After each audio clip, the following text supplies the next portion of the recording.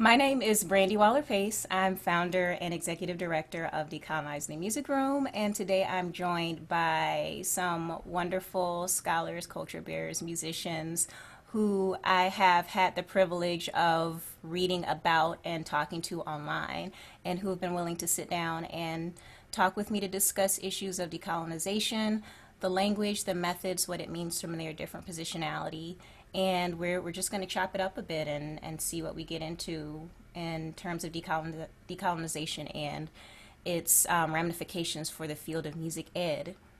So I'm going to ask if you would please introduce yourself and your work and your positionality, whatever you would like to include in that. Can we start with Jon, please? Oh, sure. So I am Jon Silpayamanant. I am a biracial Thai American. I live in the Louisville area. Most of the education I do is at the K through 12 level, though I do occasionally teach some college students. At one point, I actually did teach toddlers too, which was very interesting. Music for toddlers is a completely different type of experience than for the older kids.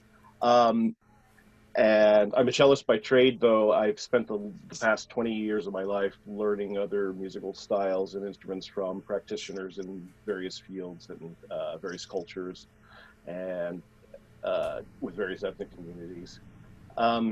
See, as far as decolonization, I have been reading on decolonization and colonialism, post-colonialism for a couple of decades now, and I've only recently, maybe within the past 5 years, tried to really explore using that in my music and especially my music education and even in my performance.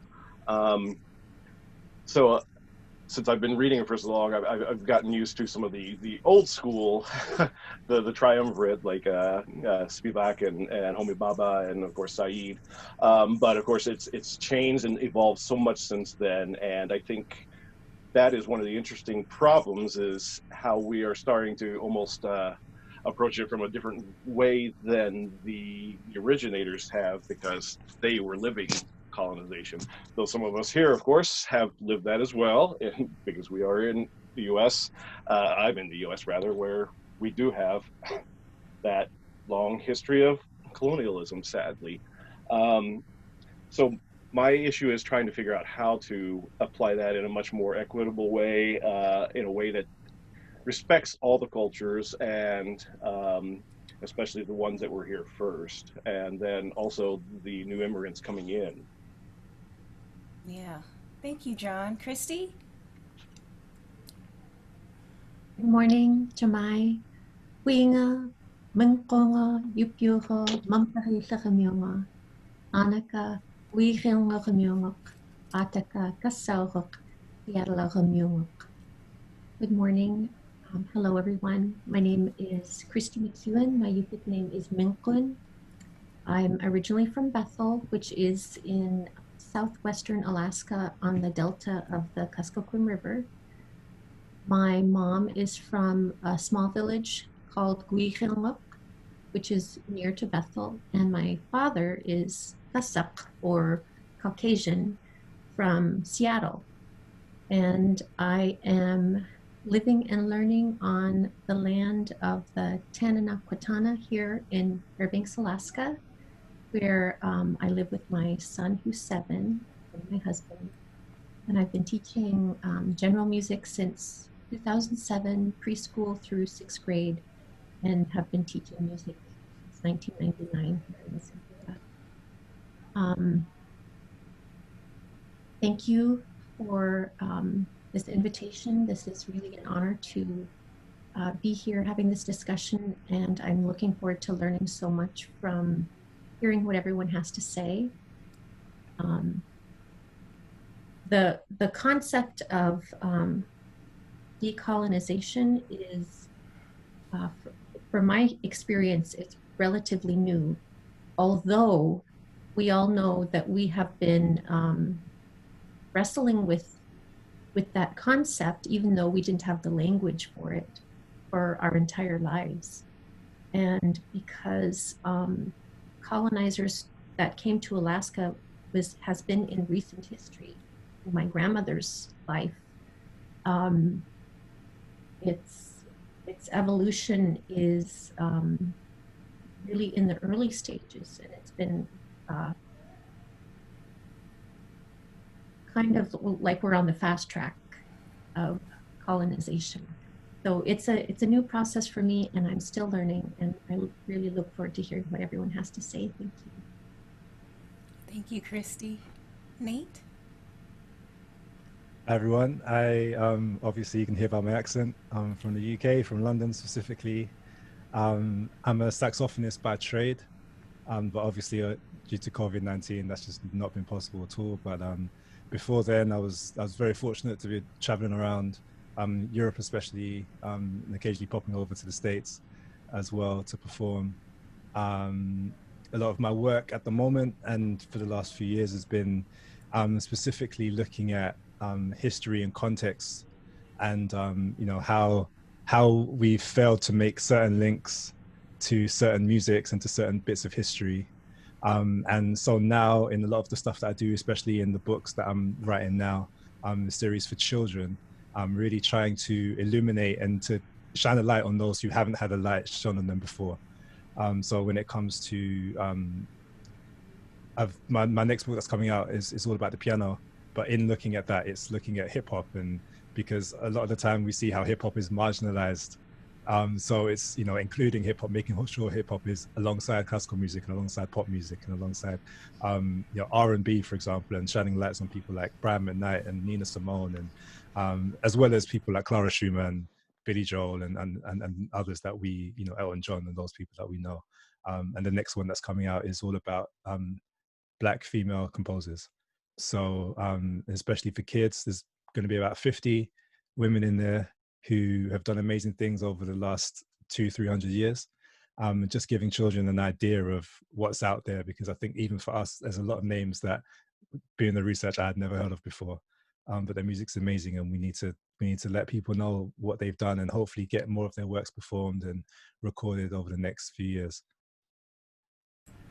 Thanks so much. Diljeet? Thanks, Brandi. So my name's Diljeet Kaur Bhachu. I'm still, it's funny when I say my name out loud because I'm still getting over pronouncing it as it should be pronounced. There's a little bit of an insight into my journey with decolonizing, is trying to decolonize how I speak and say my own name. So I am based in Glasgow in Scotland. Have been brought up here, was born in the area that I currently still live in. I am the daughter of 2 Punjabi Sikh migrants to the UK, both at different times, both wrapped up in colonial history, which is something I'm exploring. So I'm a flute player, sort of vaguely classically, like Western classically trained, and now kind of unlearning it, finding through the more I learn about colonial history, the more I find myself steering away from Western European sort of art music or classical music. So now I make experimental improv stuff with electronics, and I'm finding spoken word as a way of trying to creatively explore and untangle some of the colonial mess, in terms of trying to tell some of the stories of my family, of my culture. I am an activist and have been involved in inclusive and community music for about nearly 10 years now. Since I graduated, I was that graduate who started working in community music without really knowing a huge amount about it. So my journey with working with the sort of the powers and the structures that we're in kind of started out looking at disability and the ableism in the arts sector, kind of unpacking my practice and all the assumptions about what music practice looks like. And all the while was putting things in place to do a PhD. Again, at that point, wasn't really questioning anything about race, about colonialism. Partly, I think, Christy, what you said about not having the language to it was there in the back of my head, but not having the not necessarily having the language to articulate those thoughts and feelings. then halfway through the PhD went, hold on a second, I think what the teachers I'm speaking to are telling me has something to do with colonial mentality. There is something about this wider situation. And so I find myself in the past 2 to 3 years overtly talking about colonialism and decolonizing in terms of my work. I lecture at university level, at tertiary education level. My research for the PhD was based on primary level, so I guess elementary school in US speak, in terms of looking at, my interest there was around who gets access to music education. So my relationship to colonialism at the moment in terms of my work is really trying to get my head around the attitudes and thought processes. And I guess part of that stems from being based in the UK, where our relationship with colonialism in terms of past projects, you know, I'm in the land of the colonizer, and I'm kind of trying to understand what that means in the UK, in terms of that sort of British superiority that seems to sort of eke its way into colonialism elsewhere in the world. Yeah, I think I've said it all. Yeah, musician, educator, activist, researcher. I do things and they all find a way to sort of feed into each other. So that's me. Thanks. I love it. Thank you so much. Michelle? Hamaniwan na Michelle mi nani na kuiwi de kara. Gunga meheji Michelle de gum de lei Michelle or Washishu lei. So those are two different languages. My name is Michelle McCauley. And when I say Hamaniwan, that's just like, how is everybody doing? It's the English word how, because in my language traditionally, we didn't wake up and say, good morning, how are you? So we, in order to adapt our language to the changing times, had to invoke the English how.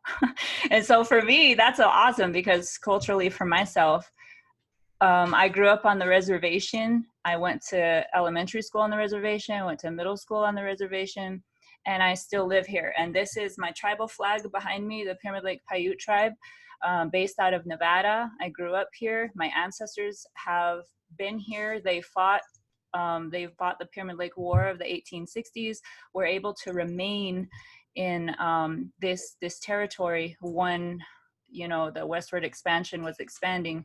So I am completely from this area, and the idea of, I guess, colonialism, settler, things that people say colonization, because I grew up on a reservation in a school system where I saw Native teachers, I had some of our people from the community come in, I have a very hard time abiding by any rules of colonization ever.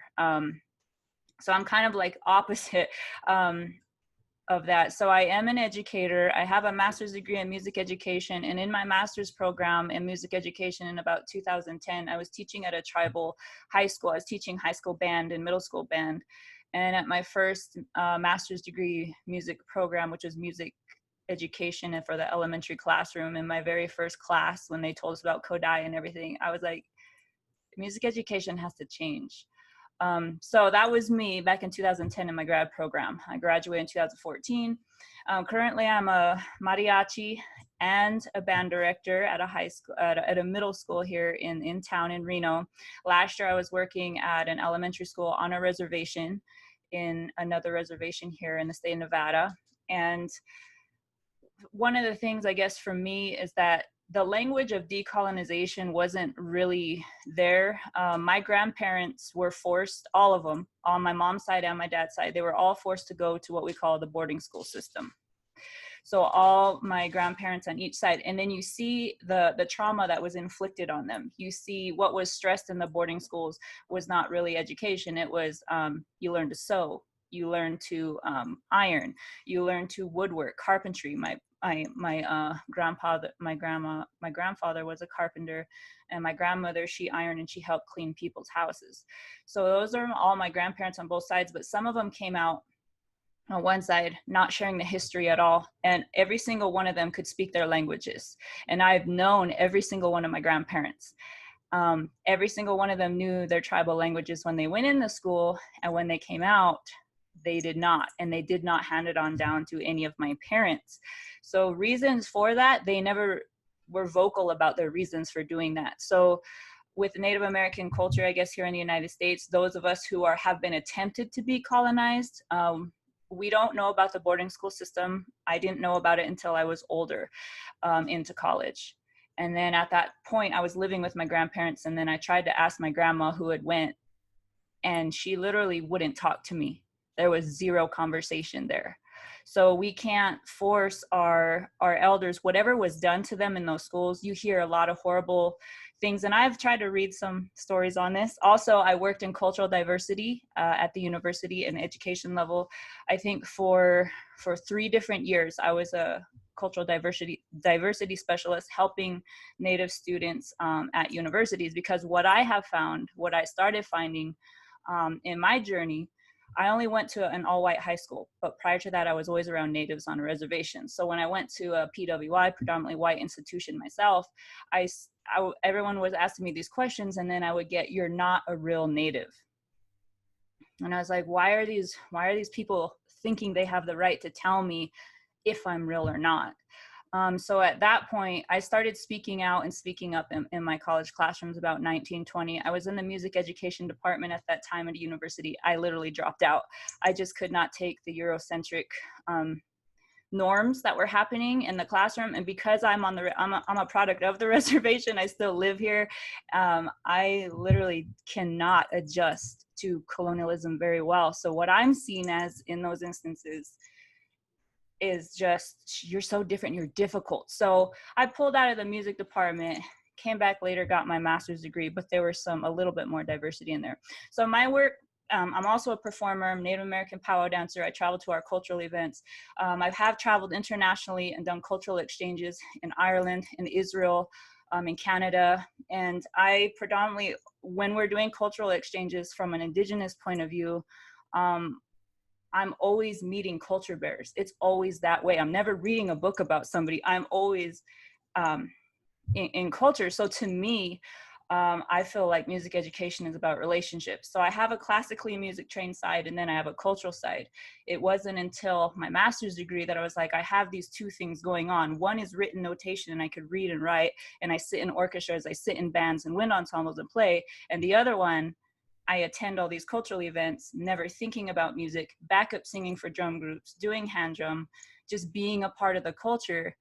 And we're still learning music, and this has existed prior to music education. So that for me also in this work in grad school, I started learning like, oh, here's this, here's music, oral music, here's written music. So today what I try to show the students in my work is that your culture matters.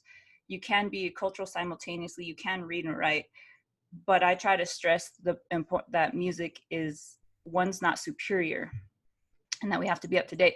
So that's kind of, that's my work. And as a Native American Indigenous woman, I'm always telling people who I am, and I'm always telling students so that they know that we're not invisible.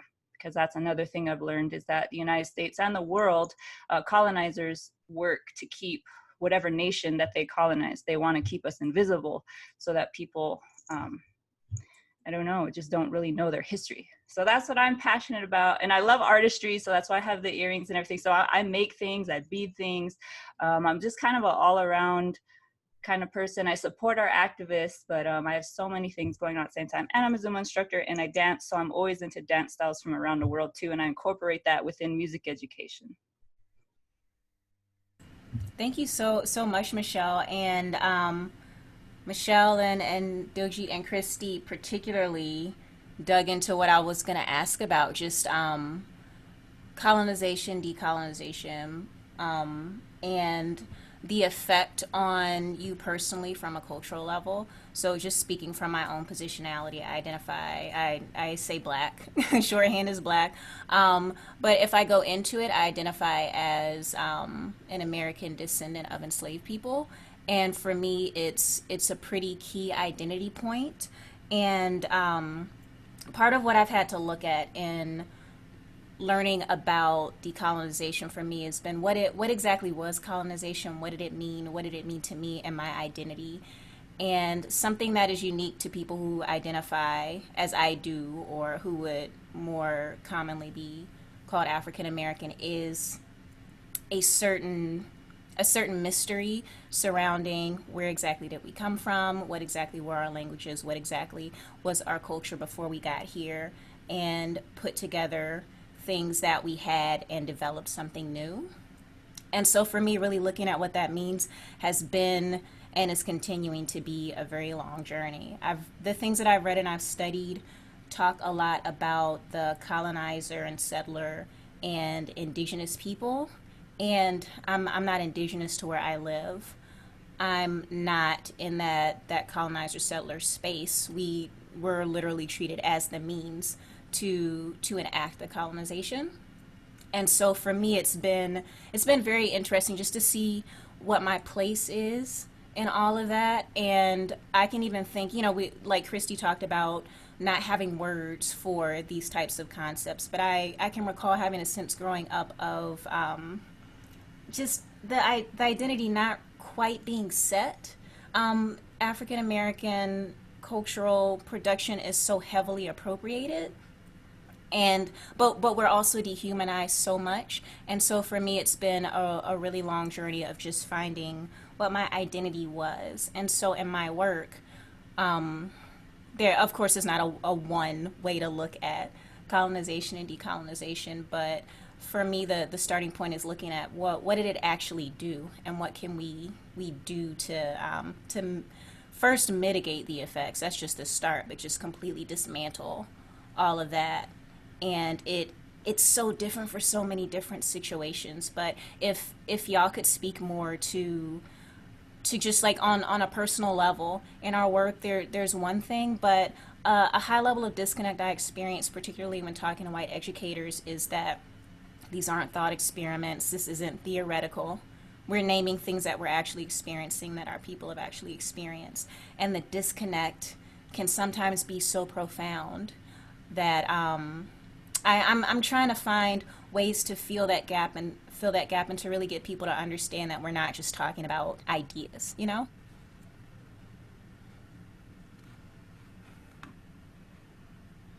Yeah, I'll jump in just because I think, Michelle, there's something you mentioned that really resonates with me as well about not knowing the experiences of our grandparents and the trauma that surrounds that, because that's something that I've experienced, that I'm currently trying to, I don't have any living grandparents anymore, but what I am trying to do is do a bit of research, looking through old papers and things, and trying to trace some of that journey, because when my grandparents were alive, I didn't have the language growing up in the UK, and again, something about growing up in a predominantly white space where you reject your own culture as part of that, where I did not invest in my mother tongue and therefore wasn't able to have conversations with my grandparents. But I think had I tried, I don't think there would have been willingness to talk. Otherwise, my parents would know a whole lot more of those stories. So I think there's a huge thing there about, and something that I'm kind of grappling with, about the gaps in our knowledge of our history, because both of my parents' journeys to the UK, my father's side came via Nairobi in Kenya, where the British took a lot of men, workers from the area my grandparents were from, to work on the railways, and that was how they got passage to the UK. But they were also moving at that point in time on either side of the partition of India when the British left. So there's a whole load of unknowns there around the displacement of people, but also that my grandparents would have left things. They would have travelled light because they were travelling by foot and by boat. So they would have literally not kept things from that time. And so we only have documents that go so far back, but also they're from villages where you wouldn't write things down, and they're certainly not digitized. So to trace things, I would have to go and spend months in India and Pakistan doing that research.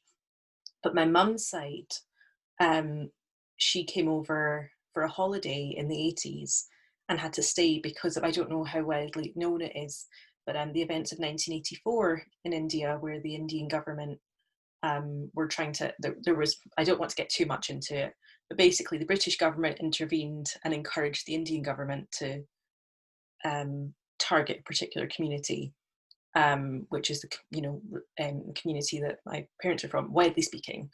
And so my mum couldn't go back; it wasn't safe. And so there's this history of the British just intervening in ways, and inflicting a lot of trauma, either directly or, in that case, kind of, it was a legacy of that relationship that led to my parents ending up in the UK and meeting each other, and here I am. It was a very, very strange relationship, and one that is wrapped up in too much trauma to ask about. But also my mum's family had moved from what's now Pakistan to Lucknow, which is kind of further east. I'm rubbish with directions. Further east of India, towards the east, sort of central East India, and so I don't know my ancestral roots. I have like a vague village name of the nearest place, but of course the landscape has completely changed through that mass displacement, and so we just cannot trace that. There has to be ways of trying to, I guess my personal thing is that it's just, how do we capture these stories before we lose them? Because in terms of the events of the last 100 years, we are losing the living survivors who know those stories because they lived them. And how do we know our pasts when we lose them? I'll stop talking. Can I just pick up on something you just said? It's interesting because I'm talking about stories. My personal background, one of my parents was born in this country, the other one wasn't. But both heritages are from the West Indies. And I don't know if you in the States have been following what's been happening here, but we've had this thing called the Windrush scandal, which essentially has meant that people who were young children at the time who came over with their parents are being deported back to the West Indies because papers weren't either destroyed or they weren't documented when they came over properly, and so a lot of stories have come out in the last 2-3 years of people talking about how they got over to the UK, when they got over to the UK, and then also the trauma of being faced with the possibility of going back to a place that they don't know, even though that's where they're from or that's where they were born. But they've spent the last literally 50-60 years of their lives in this country paying tax, honest, hardworking people. There's some people who have got into trouble, but that's, in my opinion, neither here nor there, So understanding, my perspective of, again, not having any living grandparents as well. I remember speaking to my grandfather, and he said something that really blew my mind. He said, because he came over to, and like many West Indian families, and I'm sure other families, some family members will come over first, and then they'd make some money and they send for their wives and they send for their children, like bit by bit. So he came over to the UK in the mid 60s, and when I spoke to him, and we were just talking about different things about his time, how he would go to America because he's from Barbados. He would go to America, and they would take them over to America for, I think, if memory serves me correctly, 11 months. Because after 12 months or however long it was, they would be legally allowed to apply for citizenship. So to stop that from happening, they would send them over for a certain period of time, bring them back to Barbados, and he was literally picking oranges. That's what his job was when he went over there. So long story short, he was telling me that how when he was in the UK, he was so disconnected from Barbados that he didn't even realize that when Barbados was granted independence on the 30th of November 1966, that there was a new flag. He didn't even know what the flag looked like. So, and then it took a long time for him to go back and then to see, how things had changed after independence. And he was only able to go back, I think maybe 20 years after that. So there's a massive disconnect for us, or for myself, thinking about knowing some of the music that's come from the Caribbean, not feeling at home here, but also going over there and not feeling at home there, going to the States, because we've obviously, we've the cultural hegemony of the United States of America. We know so much about the history of America and everything, but I go to America and I don't feel like I'm American either. So, you know, maybe my place is somewhere floating around in the middle of the Atlantic Ocean somewhere.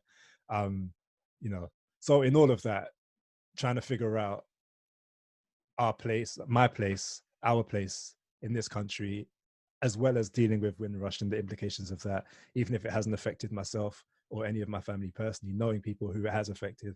And then, you know, COVID and how it's been disproportionately affecting people who, you know, Black people as well.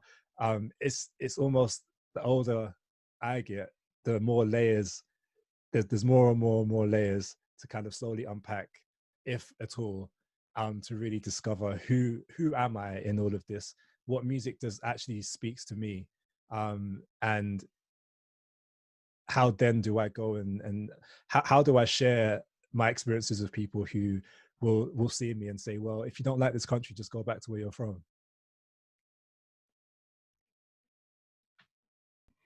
I think that the argument, if you don't like this country, go back to where you're from, is just honestly, I don't think anybody should be saying that. And when we get into how the United States has formed, the United States never rightfully gained any native lands. So reading into some of the histories of my own reservation, there's a biography by the woman by the name of Sarah Winnemucca, and she was one, she could speak like 7 languages. And so she helped write this book. And one of the things, and I'm reading another book now about my own reservation, when you read from a Native point of view, or you read somebody else's history about how, when there's first contact out west, I would be considered out west here in the United States, the Manifest Destiny, the gold rush, that's what brought so many of the white people, the settlers, to our area. But what you find in first contacts, and how Native people, how we still are, when we see new people to our territory, to the territory that we roam around in, we don't own it. Land ownership, when I really started thinking about land ownership and selling, I'm like, who has the right to sell this? Like, we're just here to be stewards of this land. We're in the desert. This is how we are. But when you look at first contact stories in this area, one of the people, they shoot first. They see a group of Native people coming towards them, maybe 15, and a lot of our Native tribes, they were curious, and a lot of them had stories amongst themselves saying, these new people are coming this way. Maybe these are these new people coming this way. However, in the first interactions, you always see our chiefs, especially our leaders at that time, wanting to talk to the other side. And for a while, and we do have some fur trappers who are in the area, they would come down to Nevada, they would come up from, you know, the Lewis and Clark thing. There were people who would trade, and then they would come down and they would talk amongst the natives, but they never opened fire because they didn't want the land that we were on. And so there's these different ideas of land ownership. There's these different ideas of smart, what a good person is. We were automatically deemed inferior because we were not harvesting gold within the hills. Why are these people here and not doing this? We are the more superior. We are the more civilized. And then you put in civilized nation. And then because we didn't, the Native people, a lot of times, they just were curious. There's a lot of massacres that happen that shouldn't have, especially in my area. And it took a lot for us right here. We have a Pyramid Lake War Day that isn't known about, isn't taught about in our schools, but enough was enough for some of our tribal leaders, and they never wanted war. They just wanted to talk. But white people and colonialism do not want that. They see the land to be developed. They see the land to be pretty much polluted, which is what has happened to the United States. And people in the United States, and I've had students say this to me in the classroom, like, Miss McCauley, if the white people didn't come over here, look at what we've done all around us. Look at all this, industrialization. Look at all this. You guys had nothing. And in response to that, I could just say, well, thank you for coming and polluting our water resources. Thank you for coming and pumping chemicals into the ground. Thank you. That is great. So you see, like, with the Native people too, we were deemed inferior because we did not pollute the ground of the area. And then when it comes to our songs and our dances, how simple they were. And when I was in my master's program, I was like, maybe I'll do like a song collection for my tribe, and then we can have songs for further on down. But I had to do a lit review first. And in this lit review, I had to read primary sources. And primary sources, a lot of the anthropologists and ethnomusicologists, primary sources say our music was barbaric. This must have been the music of the first people.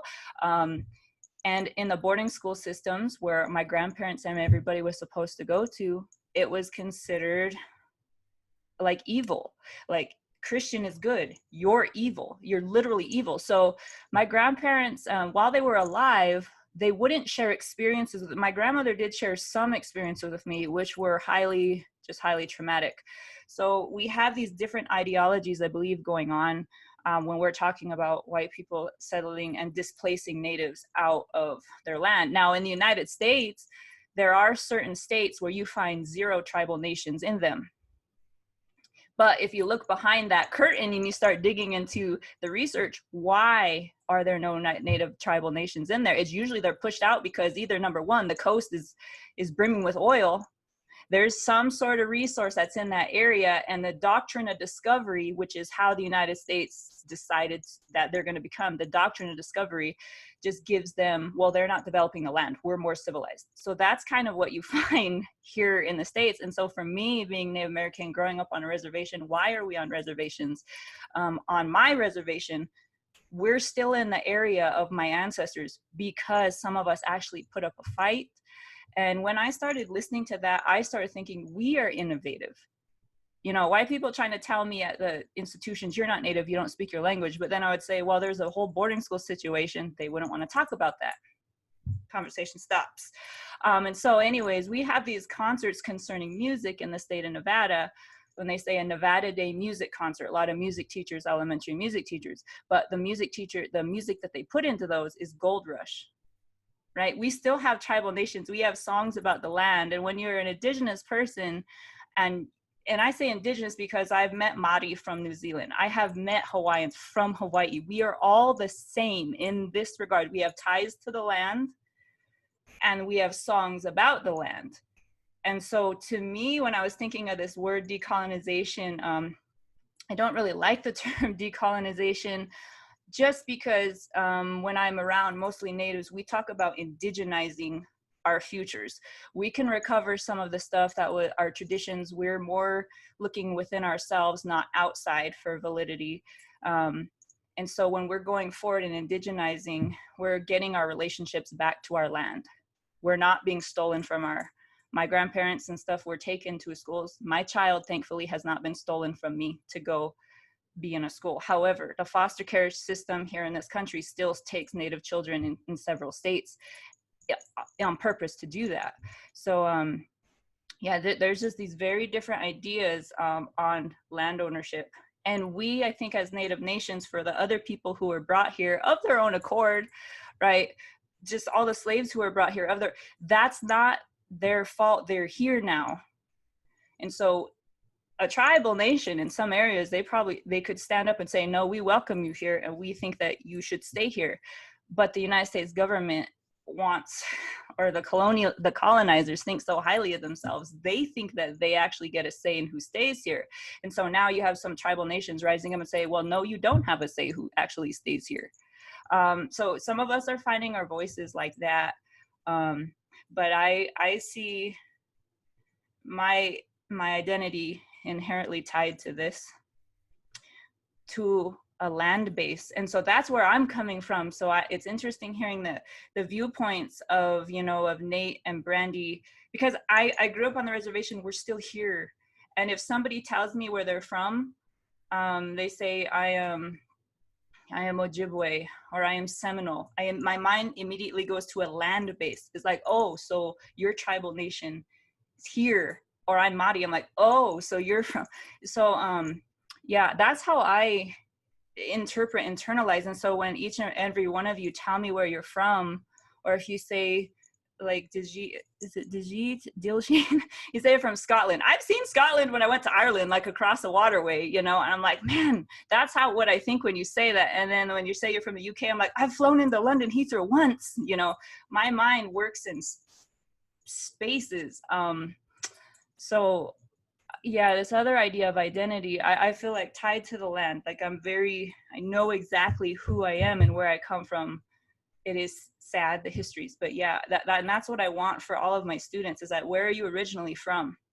That's important. And then learn this culture too.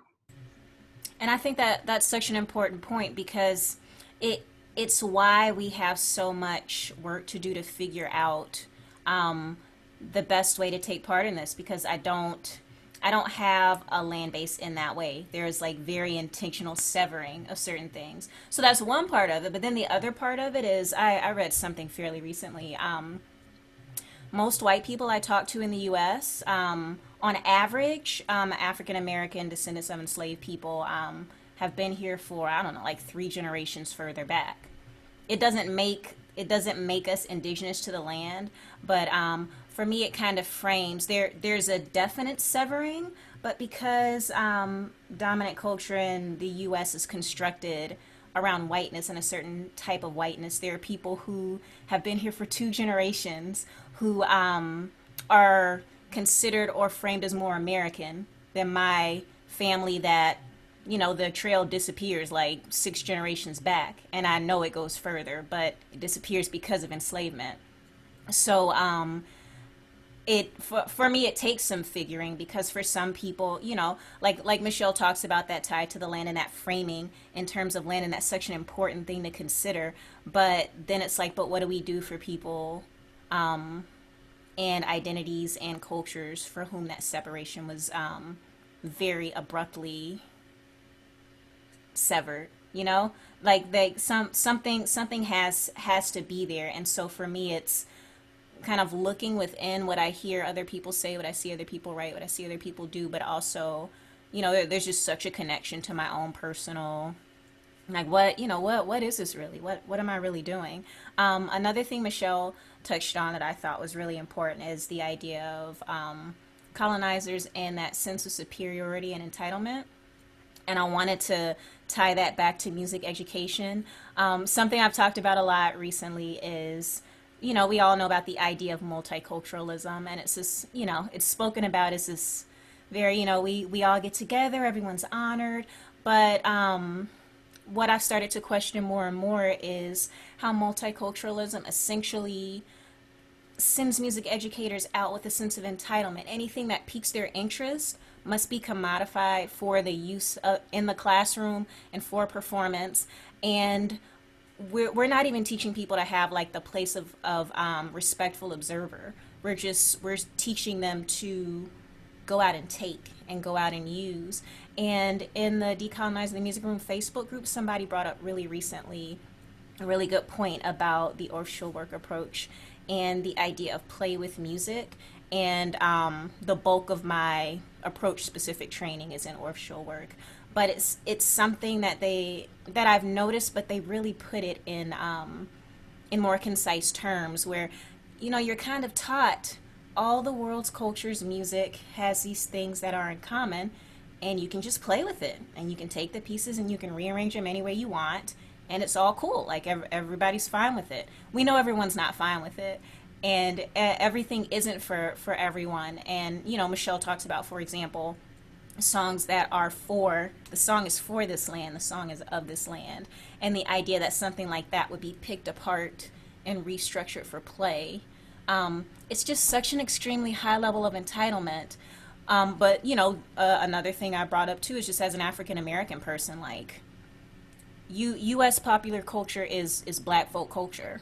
And so everything we have is treated as if, down to our skin color. People in 2020 still being told not to darken their skin to look like Black people. Every single piece of us is treated with the same level of entitlement as when we were first brought here and were literally objects and not full humans. So I won't go on forever, but I just wanted to put that out there.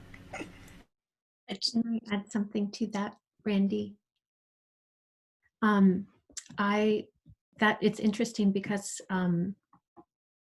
that's been a struggle for me recently too, and a lot of it has I've been awoken to it. Thank you, Michelle, for your conversations that you have on Facebook on this very topic, because it's gotten me to start thinking about that myself. And in the Orff Schulwerk approach, the value is really on integrating the arts and being multidisciplinary, and for music to be a part of everything. And for Native people, music is always a part of everything. You know, everything is in music. Music is a part of everything. And Native people have been sustaining their music for thousands and thousands and thousands of years. You know, you can hear Native people, Indigenous people all around the world sing and perform music for their ceremonies that have never been written down and are hundreds or thousands of years old. And so I've invested so much of my time in becoming an Orff Schulwerk teacher, and there is a lot of value in it. But when I think about it, it's like, well, who really knows how to teach music education? It's Native people, because it's a part of your whole entire life. It's a part of your life while you're in the womb. And a lot of the music is tied to the land and spirit and your ancestors and the food and the seasons and subsistence activities and storytelling. And there's so many layers of meaning within one single song that, and every time you hear a song or you see a song or you do that song, you're learning something new about that music and about yourself. And I know a lot of people become interested in my background, but only as what can they take from, what do I have to offer for them to use in their classroom? And not everything is, you're not entitled to consume other people's culture just for your educational purposes. You know, in Native cultures, there's song ownership. You have to have permission to use that music. There was one webinar I was a part of, and they were saying, you know, look at YouTube. There's there's lots of authentic source material there on YouTube. Well, not just because it's on YouTube does not mean that it is for us to consume, because there's so much about the music that we don't know. And how do you, if you don't speak the language, if it's not part of your worldview, how do you really know what you're doing? You know, and then on top of that, you know, in Alaska, there's communities in Alaska where the music and the culture is thriving, because the church that happened to send their missionaries to that region allowed the community to continue their cultures. And then there's other regions where the church, it was just like where I'm from, the church just stopped it. So there's communities who are still trying to revitalize their music. And we deserve more than to go and open a book and see one of our songs simplified into a one-page lesson.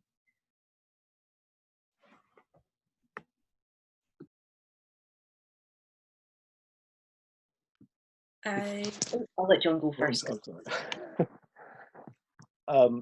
There was something you had Michelle, you just posted on your Facebook wall timeline, and of course you've also mentioned this in your group and today even in your talk, building relationships with practitioners of the culture. That I think is something I hadn't really thought as much about, despite the fact that I have spent a lot of years building relationships with these different cultural groups I work with. But I wouldn't necessarily perform those works outside of their events or their services, for that matter.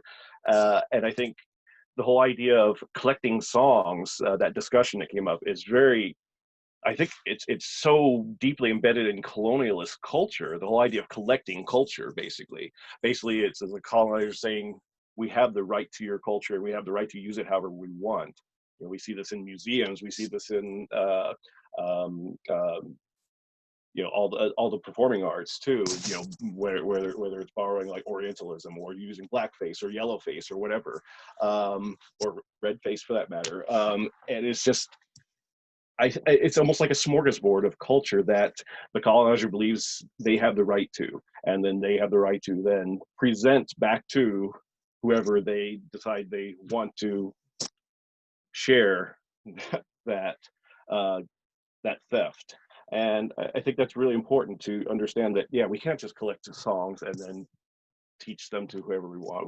We have to have some sort of relationship with the culture bearer, with a group, and then have their permission to use that. And of course, there are some things that we will never get permission for, and that we need to be okay with that. Because I was just going back to what you were saying about having, Christy, about certain songs that can't be performed. I was watching this gamelan webinar, and there was a talk, and it was a British gamelan wayang kulit master. Actually, he does shadow puppets, and he was doing this talk alongside an Indonesian master. But he said at one point, there are certain gamelan pieces I will not perform. I cannot perform. I do not have that lineage. It is performed by the elder of the particular gamelan ensemble or region, and I would never do that, and it would be wrong for me to do that. And I think we need to understand that there are a lot of things out there that are wrong for us to do, and I don't think we understand that enough in this culture, in this colonial culture. And I think also going back to the decolonization, I don't really like that word either. it's indigenization. I love that because it's basically recentering your experience rather than centering the white colonizer experience. And I wish there were better words that we could use for that, for us as music educators. I don't know, because we're not obviously all indigenous members of whatever countries we are living in. I don't, this is something I've been thinking about a lot, and I'm not sure if I have an answer. I'm just thinking, yeah, this is great that we're having these conversations, and we need these conversations, and I think we need to really explore how we can do this and make it and move forward rather than staying stuck. Yeah, I think that's really important, John, about language. And yeah, I find with a lot of things, even with the acronyms we use to describe ourselves collectively as racialized people, etc., that we're never going to find that language, I think, in some ways, because there's so much to unpack there that it's a long way off. I just wanted to touch on a couple of things in relation to kind of multiculturalism and also ORF, actually, because weirdly I was tagged in a Twitter discussion earlier on where someone claimed that ORF cannot be decolonized, I think on the premise that it is decolonial in some way in its practice. So I'm going to leave that out there for people who know more about ORF. But I just find it interesting in terms of what we're talking about, because I guess it ties to that notion of, multiculturalism and practices that seek to include or do not specifically tie themselves to other cultures. But I guess what I see happening in my observations of music education, particularly, obviously I can only speak to the Scottish context, but yeah, there's this tension between wanting to include a wider range of things that reflect more accurately perhaps society or the demographic of a classroom. But I find, John, like what you said, it's that thing of people not knowing how to balance that in terms of knowing what they can and cannot claim to know enough about, but also that it very often, and this comes down, I guess, in part to teacher education, is that it comes down to their reference points, that so often multicultural approaches still centre the dominant narrative. And also something I've noticed in the performing and sort of industry side of things, I'm an arts producer as well, specifically focusing on South Asian arts production at the moment and unpacking stuff around not being a South Asian. I don't make Indian music because I don't have that training, but I am an Indian musician and I have influences from what I've been exposed to. So kind of trying to work out for communities who are displaced and not embedded or in or immersed in those cultural experiences, or don't have access to learning about their ancestors' culture, what it means to kind of be making art with that identity.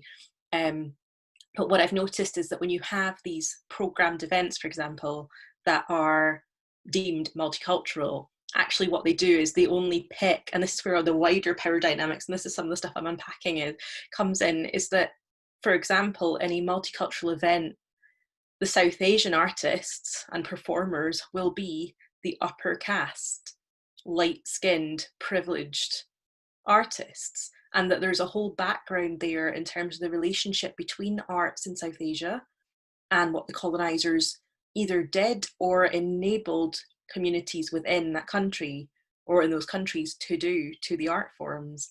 And so there's a whole set of nuance there that I'm only just starting to dig in, and trying to, you know, it ties in again things around, Christy and Michelle, you've both talked about the connection to the music, and something I'm finding with learning more about and reading more into scholarship on Indian classical musics is that when you have Anglophone scholarship on it, because Anglophone scholars and a lot of Anglophone or white people who go and learn Indian music, they may do it with some kind of spiritual leaning, because that's the legacy of 1970s sort of spiritual, you know, free culture that led them to it.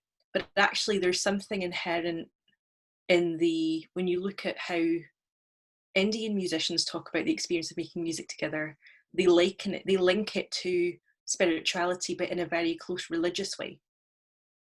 And so I've noticed, I'm only just unraveling this in terms of understanding. It's those things like spirituality is such a loaded and ambiguous word in some ways, and actually trying to understand what's going on. Like this, if you go and look at, like, I guess what I'm getting at here is that from practice right the way through to scholarship, what I'm seeing is misunderstandings. Misunderstanding after misunderstanding about what's actually going on in those musical experiences and interactions. And trying to work out and really trying to grapple with who has the authority to speak and write on those things. Because I have no scholarly knowledge of those things, but then I have a cultural sort of inexplicable, intangible understanding of what musicians from that culture might experience. Because it's so tied things like faith and religion. And so, yeah, I'm just, I think there's a whole load of complexities that the education system, you know, if we look at how it's structured in terms of formal school education, has nowhere near the infrastructure, funding, resource, time, anything, not to mention willingness to actually try and unpack it. What we're looking at is trying to fix something that is inherently, I don't want to use the word broken, but inherently stuck one way. And the task of unpacking it, and if we want to use the word decolonizing it, is mammoth, you know? Yeah, and to speak to that, Nate brought up a point before we started recording about talking about ownership and talking about our own institutions and where we move forward, because you're right, there's so much that is inherent in what's established right now, and it's going to protect itself fiercely. And there's that hierarchy of, I'm speaking for the US only, like white academics at the very top of the hierarchy. Like we have entire programs completely white led where they might bring in the culture bearer, send the culture bearer back out, you know, but the books and the text, everything's compiled, and everything's centered around the white academic. And so, you know, what Diljeet spoke to, like that, we're going to trust that over the person who literally lives the thing. It's so normalized and it's so regular, but it's so inappropriate that sometimes I find myself in conversations about it, and to me, I'm like, this is very, very obvious. You know, I can speak to whatever form of Black music, and it's like if I go to a panel on African American music or a workshop on African American music, and there's not one African American person leading it. For me, it's like a no-brainer. That's very strange, but in my experiences in music ed, it's not only not weird, it's more comfortable. Like it feels better to not actually have a black person there. And I could go on because you know, just in my real life, I've had certain experiences. For example, white scholars talking about black music. And using something that is historical, but they decided to use a song with Darky in it. You didn't have to use a song with Darky in it, but there's some safety in knowing that you're the authority in a room full of what you assumed was mostly white people that allows that. And sometimes it feels like it feels really gross, I guess. And I think there's like sometimes I feel like there's a little pushback on, you know, you can't use that language anymore. You can't talk like that anymore. That's not okay. And it's like, we won't do it so we won't get in trouble, but we'll create a safe enough space that we can hide behind the fact that we're telling you about history. So we can sing blackface, we can say darky, we can say the N-word because it's academic. And I've been in the place of sitting there as a black person like, this is terrible. I think that exact situation, in my case, at the age I'm at now, I'm in my late 30s. When I started being an elementary music educator, and I started going to some of my first trainings, and there was a girl there, supposed to be a mentor teacher, and she's like, here's some Russian dances from Russia or whatever, and I learned this, and you could do this, and then we did them, and I said, oh, so have you met somebody from Russia? Did you get those from somebody from Russia? And she's like, no, I looked at a YouTube video. I'm like, well, was the person that you looked at on YouTube from Russia? And then she's like, no. And I was like, oh. So even though I started to notice this trend in music education myself, in elementary music education specifically, because I'm so band focused, reading music and stuff focused. But when I came back, I noticed that the interaction between me and this colleague of mine, she had known me prior, before I became an elementary music teacher, that created somewhat of an awkward space with me and this educator. And so because I was also new and I was used to cultural diversity situations, you know, if any of you guys have ever seen Limon Noir, The Color of Fear, if you've ever watched that long training, hour long, I've actually been with Limon Noir when he's leading a real in-depth racial discussion about stereotypes and everything. I've been in there twice. This was in my early 20s. So when I became a teacher into this elementary music space, and they would have these questions like, so what part of the country did you get this from? So what's the person you, when I started asking these questions to people, I'm like, oh, so you've actually met somebody? I just started to learn that the majority of music educators, especially in elementary, they have a book, they have a resource. The title on the song says something traditional. They trust it like 100%. And here I am coming from this other viewpoint of, oh, so you must have talked to somebody's culture and then you talked about them, you learned enough in order enough to be comfortable enough to teach it. That is not what was going on. So to me, in my little mind, oh my gosh, this took me about 2 years to get this concept. Like, these teachers are not thinking about, I'm going to teach a song, say a Hawaiian song. They're not thinking about what is their connection to the actual place. Do they know anybody from there? When is this song? How is this song? Why is it important to the kids they teach?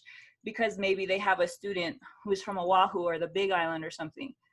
Like this, my mind was blown wide open with that concept. So I come from that concept, and all these conversations on decolonizing the music room in ORF, in Kodai, my mind, because of how I think, I'm like, oh, yeah, I know somebody from here. I know somebody from New Zealand. Let me just call them up and ask them about this song. Oh, there's a Chinese song. Let me just go ask my friend, you know, who I've known for a while, who's Chinese over here. Maybe she could tell me, give me more insight. This is how I've learned, but that is not common. And so for me, in my naivety, I guess you could say, in thinking that this is how music education was my first 3 years of being an elementary music educator. Brandi, it's like, here comes the awkwardness, more awkwardness, awkwardness. And then here comes the music educator who I'm speaking with when I'm questioning, oh, where did you get that song? Where did you get it through there? That educator then going to the supervisor, then coming back to me to put me in my place, because they're trying to pull rank on authority to make me stop asking questions about just cultural questions to me. I'm like, I'm being curious. And then it just started leading to some erosion of some relationships with some music teachers. Like, why are you questioning everything? Why are you doing this? And I feel like we have, thank goodness for this page, Decolonizing Music Educator, that we're doing this, because I have found more educators who have been open and haven't shut the door in our face. So there's more people who are open. And I love talking to groups like this, specifically. Also in music ed and some cultures, listening is not it's like, it's not a value. I was taught to listen first and then speak. Listen first, you know, and I'm finding those things in my thinking now when I approach other groups to preface how I'm coming, what point of view I'm coming from. Because the awkwardness that I started experiencing, I was like, why aren't these people thinking like this? Why aren't they, you know? So I really like how we have groups like this that you could break those things down. I think the training thing, oh my goodness, like never have I cringed so hard as at primary school teacher training things where it's African drumming, or the worst was, again, UK, I guess thinking about the UK context, there are specific resources that do it quite well because they're built and designed in a way that they're meant to be very easy to use by teachers who are not music specialists. Because, okay, so that's a UK thing, or certainly a Scotland thing, is that you have teachers who will teach music who have no music, you know, they might have 3 to 6 hours of music training before they are sent out to teach, because they are the generalist teacher. So our primary schools, you have a teacher that teaches everything, and they may not have a specialist music teacher who comes in. And so a lot of these resources are built with that in mind. And I remember, again, because I'm still at that point where I can pinpoint specific instances where I'm like, how did I not notice this before? How, you know, and notice the issues. But when you have, for example, a resource where I sat in a workshop and we had a white woman representing this organization, going absolute context free, let's show you the hip hop section. No context, no discussion of Black culture, no discussion of why it's included other than that it was a branch of popular music that the kids would find more accessible or enjoyable. Then she starts rapping, but this is like a middle class white classically trained music teacher. And I kid you not, I mean, I couldn't keep a straight face for one, but also I can remember that day. And I can remember going, why are the other 20 people in the room not questioning it? And it's that thing, it's questioning. They aren't questioning it. And this is something I think it comes back, it's the training, it's everything that comes from the top doesn't question it at all. And I think, because for me, that's the heart of the process of trying to decolonize or think decolonially or anti-colonially, is question it. And I just, ironically, in a university where I'm teaching critical thinking, I don't see people questioning these things. And it's the same way in which I had a conversation recently with someone about, because obviously we're currently, in the past few months, we've seen a surge of people wanting to engage, wanting to understand racism, wanting to understand the history of the Black Lives Matter movement, wanting to understand colonial history. And it was, I mean, it's just that I can't remember where I saw this, but it was basically the idea that before May or June, they hadn't questioned this. And I think, I mean, Jon, you said you've been reading this stuff for 20 years. You know, we've all been involved in this for a while now. And people haven't been questioning. that it has taken until now, because I feel like we are in a pivotal point where more people are listening. Brandi, I don't know if you can maybe speak to, you know, whether there's been a surge in terms of activity around decolonizing the music room, but certainly I noticed with the conference we ran that it was kind of bumbling along, and then events shook the world, and all of a sudden there's people emailing every day to find out about it. And so I feel like, yeah, there's, you know, it's like that whole strike while the iron's hot. Let's do something now while there is attention on it. But also we've got to ask why people weren't asking these questions a year ago. Why am I now having people want to talk to me about things when I've been saying this stuff for a few years? You know? And I'm new to it, so I don't even know the frustration of asking these questions for 20 years and not, you know, and not having people ask. It's such a simple thing. Why, you know, I think for me that's the heart of it in terms of what we can change, is what are the questions that we need to be asking, or what are the questions that other people need to be asking, perhaps, to us. And I think it speaks to that disconnect too. Oh, sorry. Go ahead, Nate. No, carry on. I'll jump in after. So I'll be super short because I took up a lot of space already. It speaks to that disconnect. You know, if you have to live it, you don't really have an option but looking at it. I mean, but to look at it, and people wanting to come find out. Same thing with DTMR, just people clamoring, private messaging, trying to figure out how to do things. And I'm reminded of a quote somebody brought up. There's no one more pious than the recently converted, I think is how the how the quote goes. But you know, it's not only do they want to get engaged because they're still working in the way that we are accustomed to like mainstream stuff working. They're like, where's the list? Where's the book? Where's the thing I can watch? So it can be decolonized. I've seen that word decolonized so much. Like, you know, where's the thing that you can hand to me and then I can say I did that thing and we're good, and then we can go do the next thing. Sorry, Nate. No. I don't even know what to say, to be honest. Like, honestly, I've been listening and I've been making notes.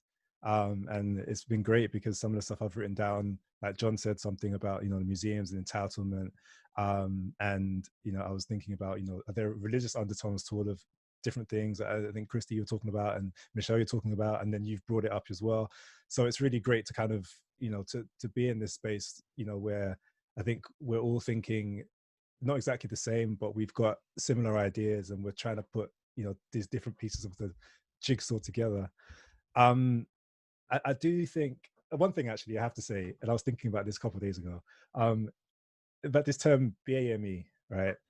And I find it very interesting that we're kind of scrambling around trying to, and I've gone off on a tangent, I'm sorry, but Can you tell us in the States? I am familiar with BAME because I looked it up, but it's not common terminology here. Oh, okay. Black and minority ethnic is what it stands for. And I find it very interesting, and it literally just hit me the other day. And I think maybe some of you can identify with this thing, that even though some of us have been, like Jon, you've been doing this for 20 years, and some of us are much newer to this, and we're trying to work things out. We're learning literally every single day. We're learning something new and thinking about new things. So this hit me the other day, and I thought, why are we're still trying to figure out words to describe ourselves still? Why not flip it on its head? So I thought myself the other day, why don't we, instead of referring to ourselves, why don't we refer to everyone else as WAME, for example, white and majority ethnic? Why not? Because, you know, like, why then we're breaking things down. It's like, all right, so it's BBIPOC, and we're just making this thing longer and longer and longer and longer, when actually, why don't we flip it on its head and just be like, we don't even talk about ourselves, we're default. Why shouldn't we be default for a while, even, you know, for a year or for 2 years or for 18 months or for the purposes of just this conversation? I don't know. Because I think at the heart of a lot of this, and it goes back to colonial times, it's ownership. it's really getting to the heart of it and really realizing, I think part of the reason why institutions and people are scared to change is because when we talk about bringing other people in, like, you know, the African American musician who's lived this music coming to speak at these conferences, essentially what it means is that you're taking wealth and money and jobs away from people who have it right now. And I think, like, cutting to the core of it, this is what we're dealing with. It's a transference or redistribution of wealth and power, I think, and it's very, very core. And I've just started to, like, read this book. Actually, I'll show you. I don't know if you can see it, book by Kehinde Andrews, called Back to Black: Retelling Black Radicalism for the 21st Century. I haven't even got into it yet, really, but it's this idea of, you know, for one, understanding what we're doing and having these conversations and building these networks, and two, really getting to I think the heart and the meat and the, like, to be honest, I had this reaction that I never thought I'd ever have, when, you know, after you know, George Floyd was, I don't know if we're legally allowed to say murdered yet, but you know, after that happened, and, you know, like you said, Brandi, you know, people are looking for where's the list, what can I, you know, this, how can you just feed me this information that I can regurgitate and tell my students. I was on one of the groups on Facebook, and there was a white lady who had made a list of stuff, and honestly, and I haven't even told anyone this, I don't think yet, my reaction was just like, instantly, it was like, no, you don't get to do that. Like, and this might sound really bad, I don't know what it is, I'm still trying to figure it out in my mind, but the reaction was like, no, this is the time for us to make these lists that you can check out. This is the time for us to do the work. And I don't mean do the work as in you asking us to do it, but I mean us taking ownership and the IP, you know, and the copyright, of saying, we're making this material. If you want this material, it's available on our website for a fee, or it's, you know, you can license this out, or feel free to ask, you know, this person in our network to come and speak, to do this and this and this, you know, and really getting to those meat and bones of it, because like I've read a little bit of this book, just really talking about, you know, the ballot or the bullet. It's, if it comes, I mean, this book is about radicalism, so obviously, you know, it's going to take it like that, it's going to take it there, but we all know that, you know, as peaceful as MLK was, in I think one of the reasons he was murdered was because he started talking about these economic issues. And I think maybe it's time to you know, to have those serious conversations, and like, how are we taking ownership of certain things, and, you know, doing it in a way that doesn't exclude necessarily, but understanding that when we have these movements like the, you know, Black Pound Day that we've had in the UK, you know, we're promoting Black business, and especially at this time when businesses are going under, it's been devastating for so many people. You know, how are we going to come out of this? How are we going to come out of this with something other than just our experiences, which are important, but how are we going to come out with something in the end we can pass down to our children and their children, to say, you know, in 2020 this happened, and this is what we made from it, and this is how you can benefit from our work, rather than just when you go into school next, you know, you're going to hear about these stories, which I think is two fundamentally very different things. Just Michelle, I was gonna say something real quick. One of the latest books I've read is White Rage by Carol Anderson. And White Rage is pretty much Black advancement, Latinx, Latino, Mexican advancement, Native American advancement. The minute any of our groups try to make the advancement, white rage kicks in. And we've all seen this, retaliation. They like to claim and do these things called cancel culture right back. Native American institutions here in the United States, we have our own governments. And that was put into place after they decided to kill off leaders of tribes, after they decided to have massacres of women and children, after they decided to send everybody to boarding schools. We've broken down them enough. Now here we go. Let's let them just have at it. So for Native American businesses, if you've ever been to a reservation, there has been some advancement with Native American people and casinos, for example. However, in some states, the white rage is raging. They are working to take away those profits that are designated specific for those tribal people and take them away. So it's almost, and I've actually looked into copywriting some of my work, so you don't find a lot of my videos, and some people are like, do you have anything else? And that's the exact #1 reason right now, is that unless I have an attorney copyrighted, bam, it's there, no one else can take it from me, quoted in their book. Have a resource, or like all branding together. And I think now I really like Brandi, what was she, because she's a 501c3 right now. I think anything we do, because we definitely probably we bring something out of it, we take ownership of it.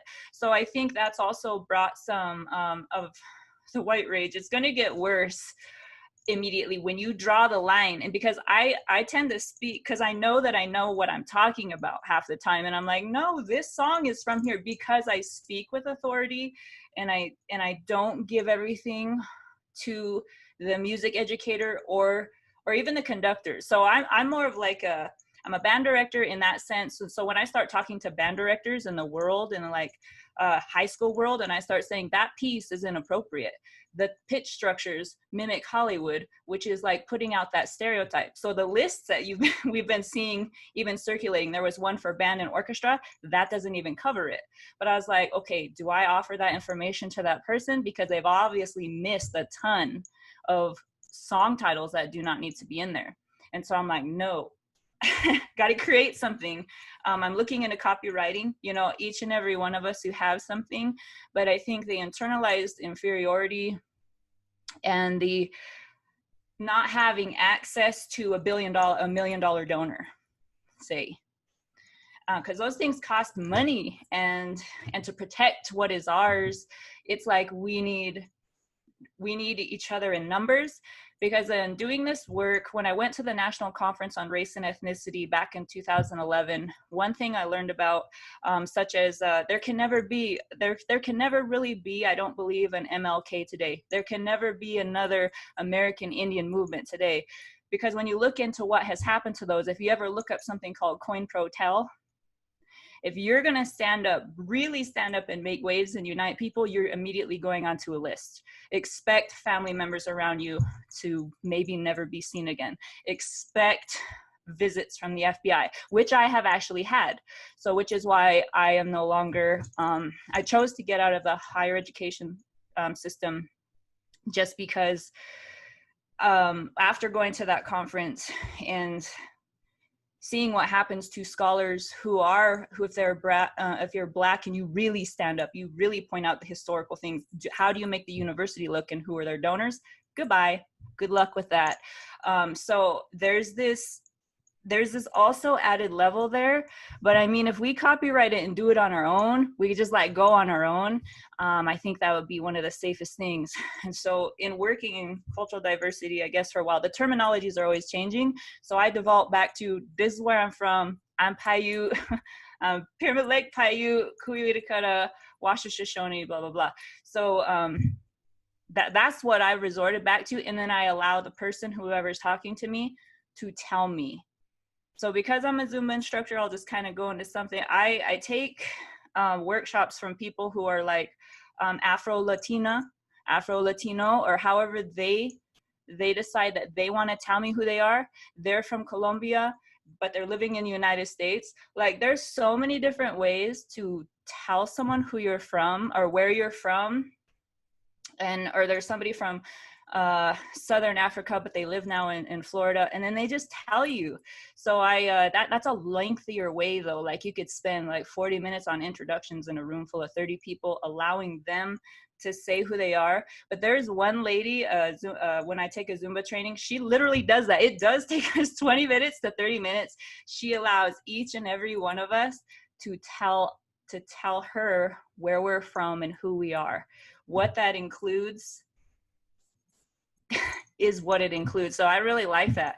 But yeah, definitely the book White Rage is what I'm kind of feeling right now, is that there's a threatening. We are educated, we know our cultures, we can also play classical music like almost to the professional level, just as good as we could go into, say, our cultural music and just do that right along with our cultural level. And so I'm also a mariachi. I'm teaching mariachi, but I want to get to the level to where I could pick up any of those instruments. And if I'm actually, you know, at a village or at a wedding or something, I no longer have to tell my boyfriend, don't tell him I don't play. I would like to be able to say, like, yeah, I play this, because they're gonna say, cultures are just like, they're gonna be like, go up there and play tuba then. Go, what instrument do you play? You play clarinet? Okay, can you play clarinet? Go in the banda, go do that for us. So I want to get to that point, you know, like I think we're seen as a threat, unfortunately, but if we band together, just like we're doing now, we definitely, with copywriting, with lawyers, with legit companies, that's probably one way to accept it, or to present ourselves and come out of this. And I'm always going to speak as if I know that I know that I know what I'm talking about, because I know that I know, and I'm constantly always talking to people to reinforce that. And I think looking for people to reinforce and validate, it just naturally happens when you know, when you have ownership of something. I don't go around asking for validation, like, where's the list? Where do I get certified?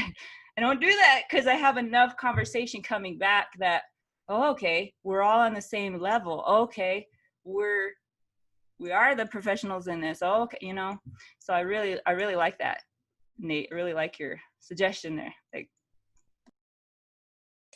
yeah, I want to just come in on a few things there. It's funny, actually, just something that I've been thinking about kind of throughout and picking back, I think, to, it might have been yourself, Brandi, that mentioned political citations, or the notion that citations are political.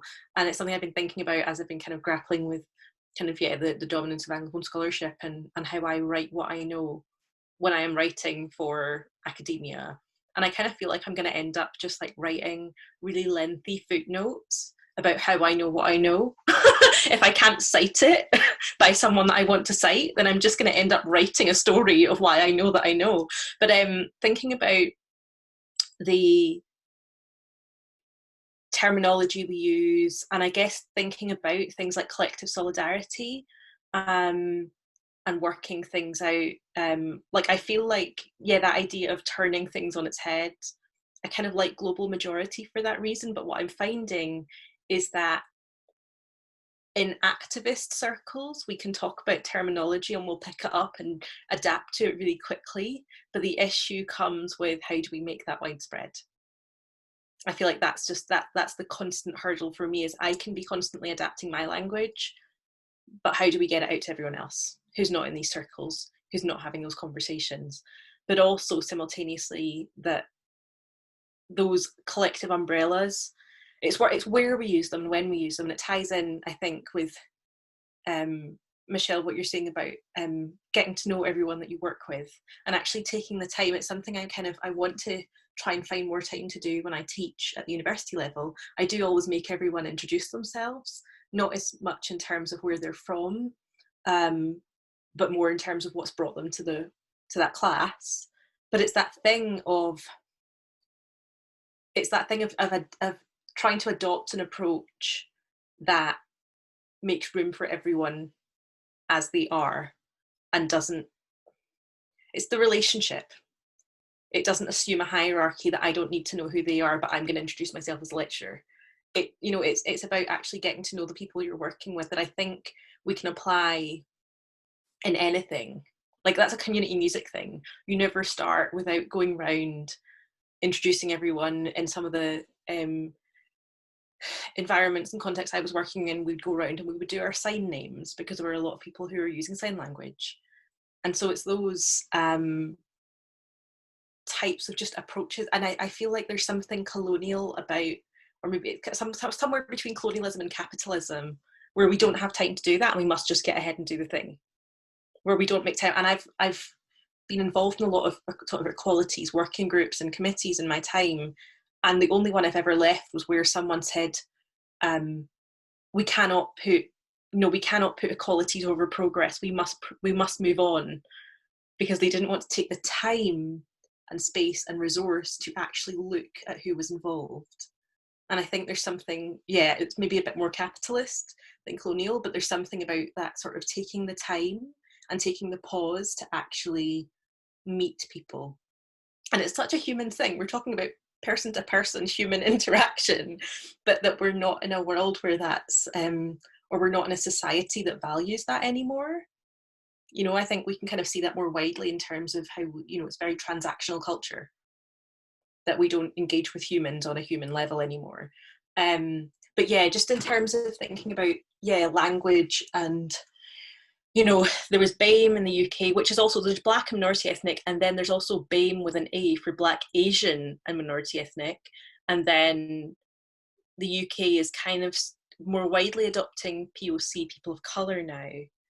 And then there's Black Indigenous people of colour. And then so, and I feel like to an extent the US is maybe moving forward with the language a bit more quickly. And then the UK kind of adapts it late, you know, we kind of adopt it later and then try and work things out. But the one thing, because I have a lot of discussions about this, is trying to work out the benefit of having it at all and what our need is for a collective term. Partly also because, speaking from a South Asian perspective, I'm becoming more and more hyper aware of anti-Blackness in South Asian communities. It's something now when I look back on growing up, and it's so subtle, but also trying in terms of understanding colonialism.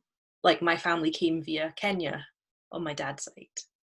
They came via Kenya, where my granddad was given a job and they were given a house and given more opportunity and served better than the people who were there first, i.e. Indigenous Kenyans who were there first. And that is rooted in, and there's all sorts of things, again, like Gandhi is put on a pedestal of this guy who got India independence. I'm like, no, he was anti-Black, like mega anti-Black. And it's just something I've kind of, when you look at a lot of diversity things, like in the UK, there was a clip of a politician being asked, like, where are your Black MPs? And he just kept naming the Asian ones, like the South Asian ones. And there's so many issues there because, I mean, I'm like fairly assimilated, which is something I'm unpacking, is how assimilated I am into sort of white culture and Scottish culture and UK sort of Britishness. But there's a thing, especially I think in the UK, where non-Black people of colour will be like, oh, we're going to be the better migrants. We're going to be the better ones. And it's tied up in colorism, it's tied up in class, it's tied up in colonialism. And I don't know on a wider level how to take the work forward with language that better represents those issues, because it's work I'm trying to do in South Asian communities. So I'm speaking to whiteness, but I'm not speaking to white people in a way, because I'm speaking to my comparatively fair-skinned South Asian communities, but then we are also racialized and we are also oppressed on that basis. So it's, how do we work that out? And that's just something I'm kind of trying to work out. So I'm so glad you brought up anti-Blackness. There was some training I did or something, but it was kind of when I started to get into using this language. I guess to the first point is, it really is important to question, why do we need the language? What function does it serve?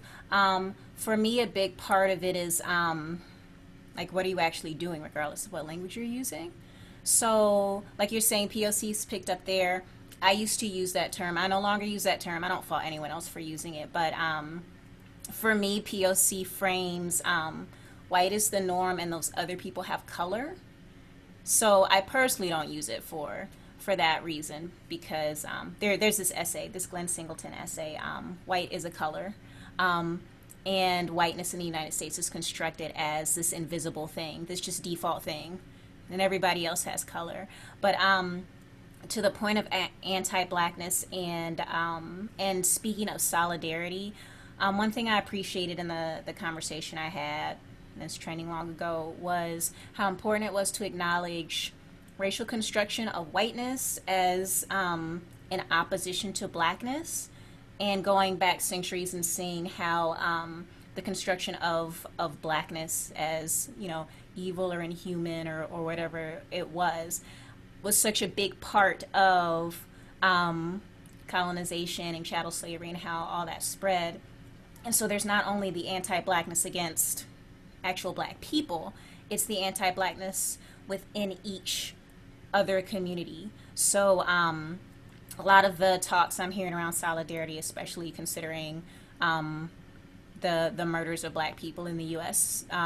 Being more heavily talked about in this present wave, because they've been talked about forever, are my friends who identify as Asian, who say there is anti-blackness in the Asian community.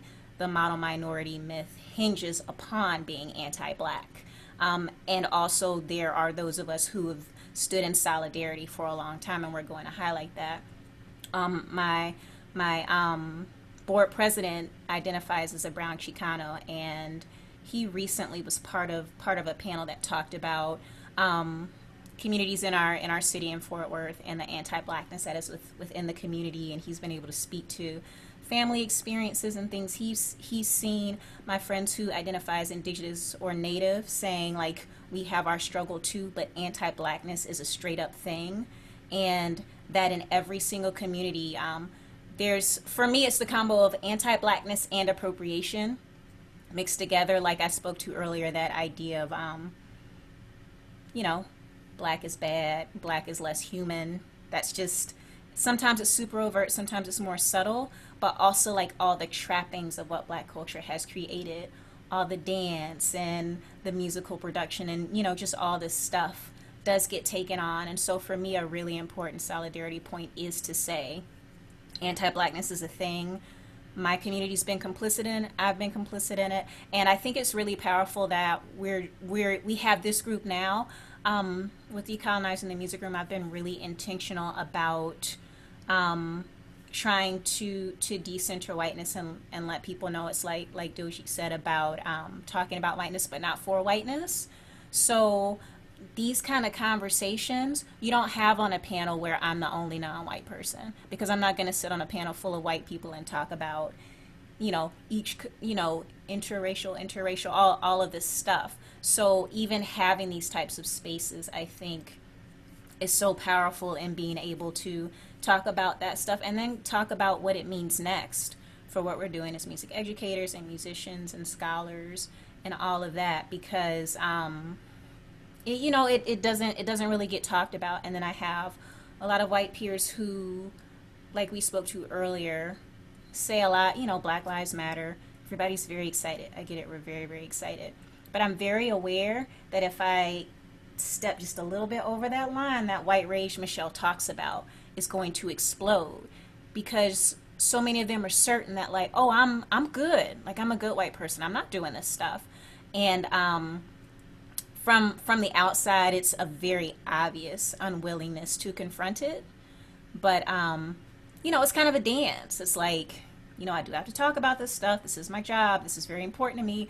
I have children who are in school, and it needs to be better for them and for kids in my community. But at the same time, it's like, when am I going to hit that wall with you?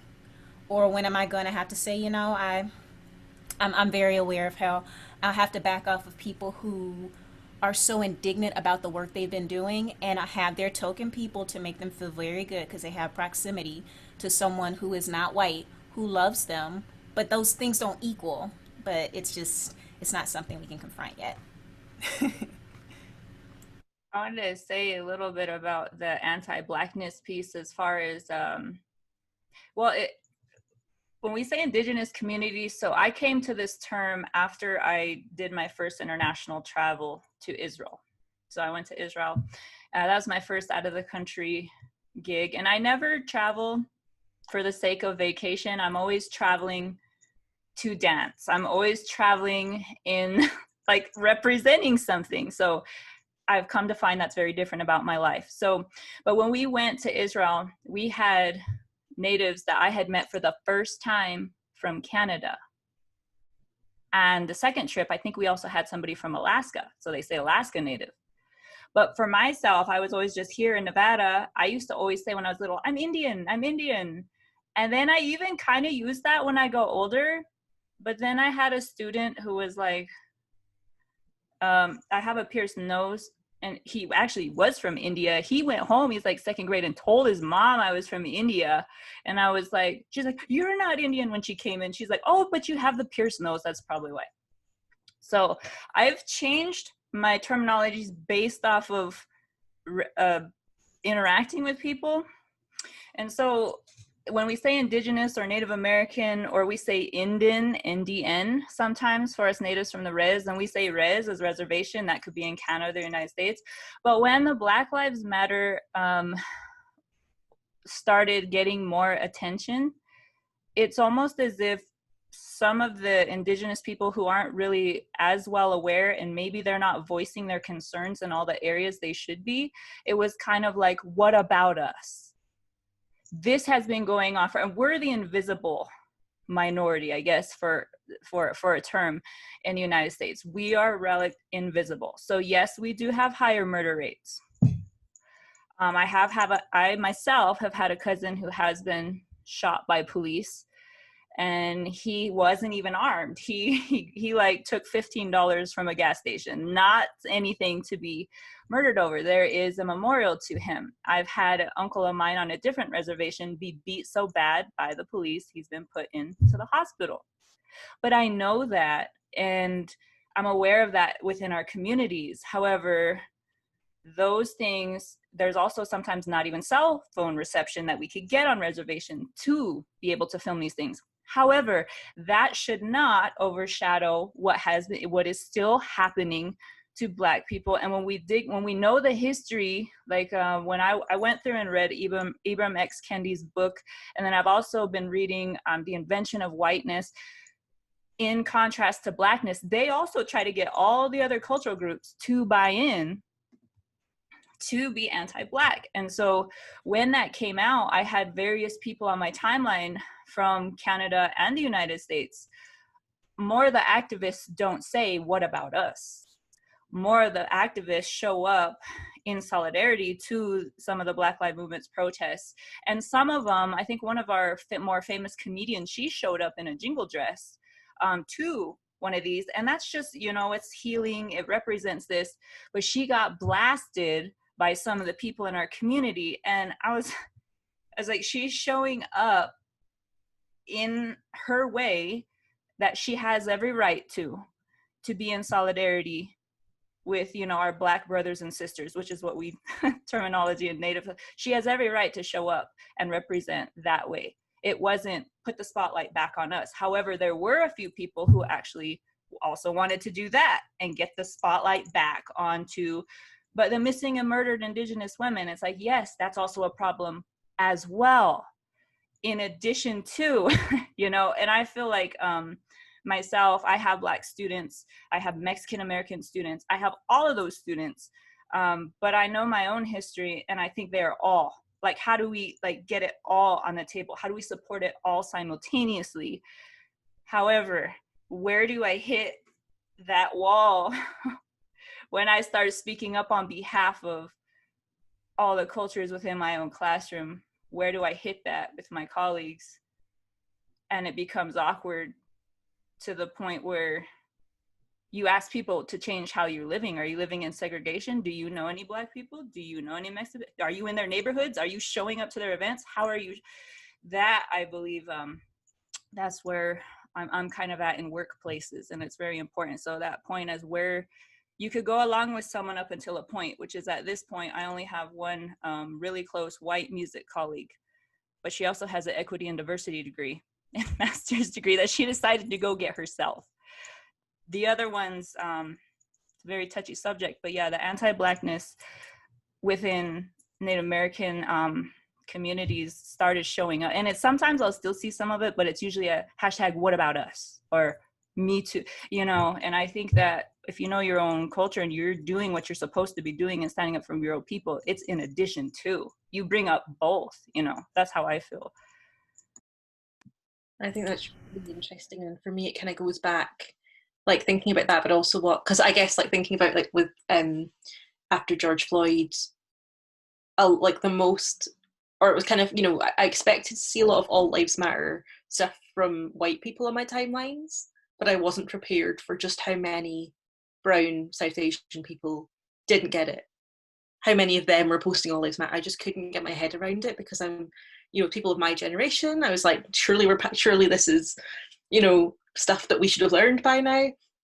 But I think as well, like Brandi, what you said about sort of whiteness and blackness as two sort of sides of a thing, I guess, or and how that goes way back before colonialism even. Because part of it, I think, is divide and conquer. When we look at the modern day manifestations, it is how white colonizers have played different communities against each other to an extent.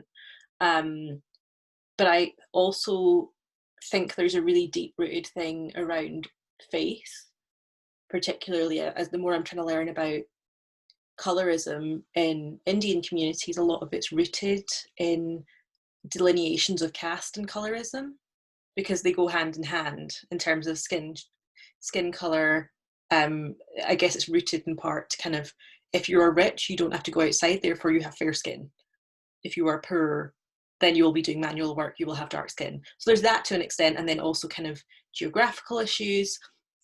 And then there are also communities of Black people from Africa who were brought over to India, like, I think we're talking like 500, like the 5th century, things like that. And so there are communities, complete communities, that have been erased from the narrative, but also that they are rooted in, the views, I think, are rooted in things like religion, where a common sort of, I think, Hindu mythology narrative is always this play of lightness over dark. And it's used in those, it's used, you know, we speak of it in those terms of lightness over dark.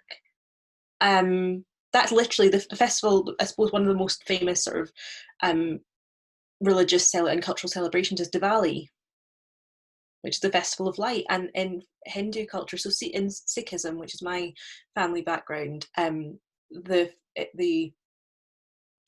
reason we celebrate it is because of events that happened on that day. But in Hinduism, going back, I believe the story is one of lightness winning over darkness. And that is why you light candles.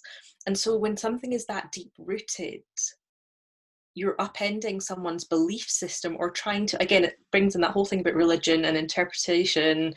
And, you know, it gets really messy, but that's the kind of, I guess, if we're talking about doing the work and trying to educate within our own communities and trying to move forward and make people realize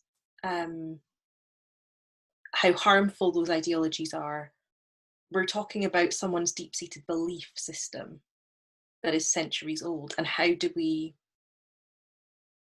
when do we see that being possible?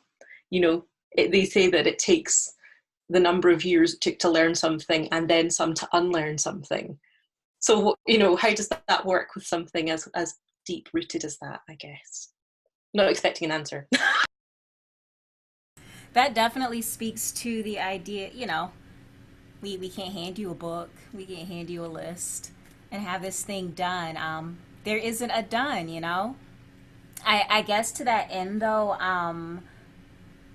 obviously we live in the real world. We have to go to school, our kids have to go to school, the trainings are going to go on, the programs are going to go on. So what do you feel is the best entry point? Well, you know what, I'll say a two-parter. What do you feel is the best entry point? And also, what do you feel are maybe some good steps we can take toward the idea of dismantling?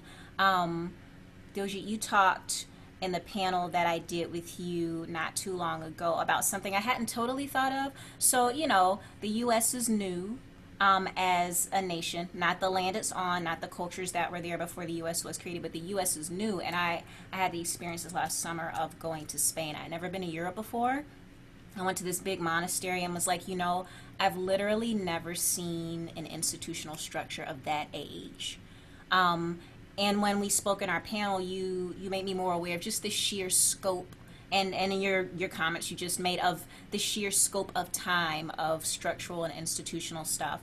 In the U.S., it's a long time, but U.S. a long time is like 400 years, not thousands of years. So, what do you guys think in terms of a good entry point? Ways of dismantling. I personally am kind of in a place of I'm going to say what I'm going to say, and I know who it's for, and I know who it's not. And Nate talked about not excluding, and for me that's important, but not pandering either. So yeah, what are your thoughts on that, y'all? I'll start and then I'm going to shut up because I've talked so much. So I'm going to say this and then I'm going to zip it. For me as an educator, it comes down to, so if I'm teaching, questions. I don't care what my students learn as long as they've learned to think critically and ask questions about things like this. So for example, I teach a course on genders. We talk about the coloniality of gender and how cultures around the world have never thought of gender as a binary. So that's like an immediate, like that's day one. That's the, I'm really careful. I don't set loads of set reading. I'm like, here's one thing I want you to get. One thing I want you to start questioning. Job done for now, because this is, it's a big thing and it's a lot to process. And I think those questions can be embedded anywhere. Embed it in teacher education, embed it in CPD, embed it in the primary schools, teach nursery kids to question. I think that's the thing, we grow up not questioning. And so for me, if we start having nursery teachers who feel comfortable with questions, parents who feel comfortable being asked questions, that's where because it has to change everywhere. We're not, certainly speaking to a British context, it's like you just accept what you're told. Like Britain gave India the trains, okay, good. We don't question it. So I think, yeah, that's my takeaway. If we can embed questioning everywhere, make everyone inquisitive, they'll start to learn themselves. And that's the key. We can't tell people the answers, they have to want to hear them. And that starts with questions. End.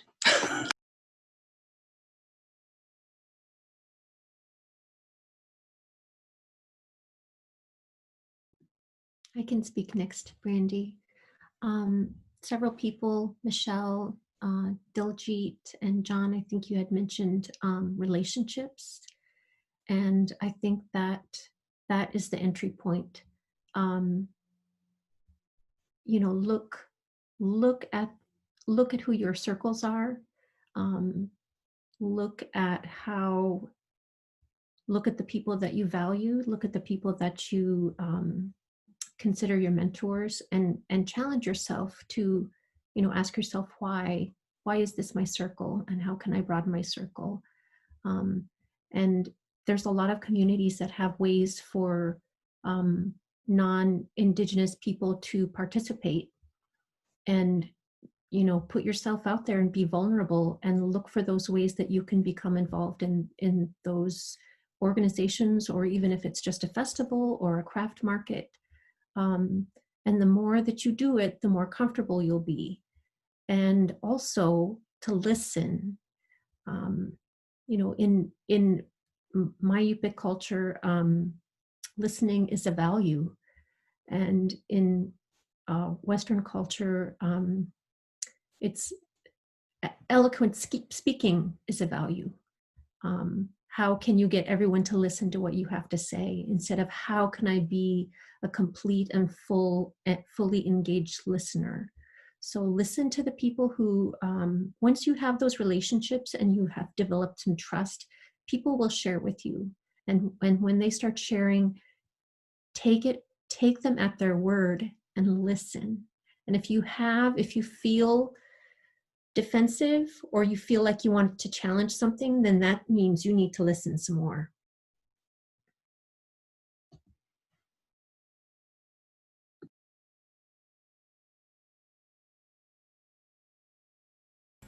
I don't want to make anybody go. I want to make space for everybody, but yeah. I'd say fill in the gaps. So if there's something that you see, there's a gap that needs to be filled, for example, and fill it in. If there's like a gap in knowledge that you see people aren't talking about, if you have an idea, then fill it in. Is something that really stuck with me. There's a lady by the name of Elizabeth de Brito, and she runs a radio show called The Daffodil Perspective, and she wrote a post on her blog talking about how even she as a Black woman has failed in a sense, because she did an audit of all of the music that she'd put on her on her radio show, and she was like, yeah, you know what, I haven't I'm trying to champion women, but I haven't even thought about Black women as much as I should have. So she tries to adjust those balances and fill in those gaps. So I guess what I'm saying is two-parted. It's fill in the gaps where if you see there's something, even if you can't do it yourself, you know, contact people who you might think might be able to.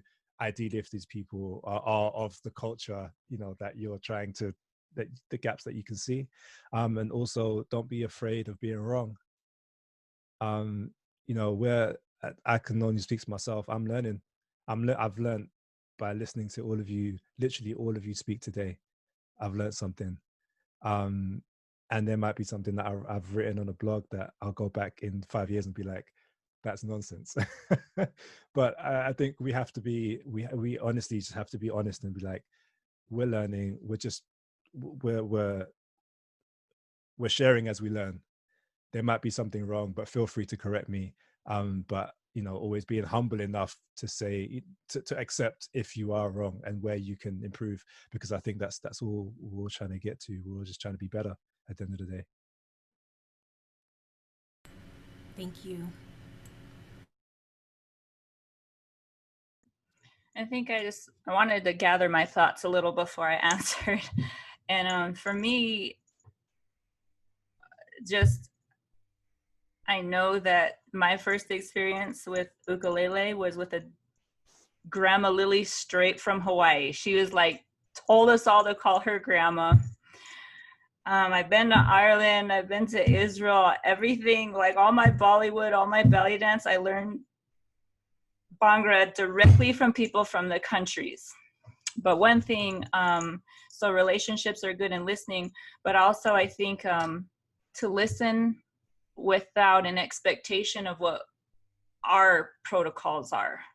Like, because so often what I find with any interaction with people is that if you're expecting me to act like your version of what you think is professional, that is where misunderstandings are happening. And that's why I think we're not able to communicate. So to listen without expectations and learn a new protocol, and that, because the creation of the United States or any colonized nation, that never took place.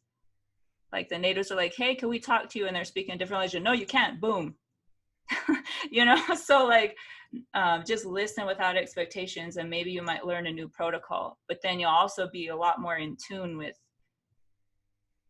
you. Like when I listen to people, I literally leave what I know, but it gets so validated so often that I'm just like, this is the way culture works. But I've done this thousands and thousands of times from the age I've been performing to with my culture since I've been around 8. So people, this exchange, and I was like, how am I able to know so much about other people? And it's because I literally listen without expectation, because I come from this small place. I know most people don't come from here. So for me, I was taught to listen, but I was never taught that I was inferior to anybody. So we're on the same level. And I don't listen with expectations that you're going to act exactly how I am. So I think that's the biggest thing that we need to stop, because however, your rules of engagement, we have to define them in our spaces with each other during that moment. It's not one of us who has the more colonizer mindset. We take on the colonizer's mindsets. Did you say good morning to me? You didn't say good morning to me.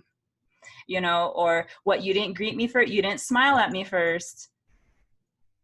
I'm like, okay, so yeah, so I think no expectations, and you're listening. You might learn new protocols, but listen. And that's how relationships build. We allow people to be who they are, and they're not wrong. They're different.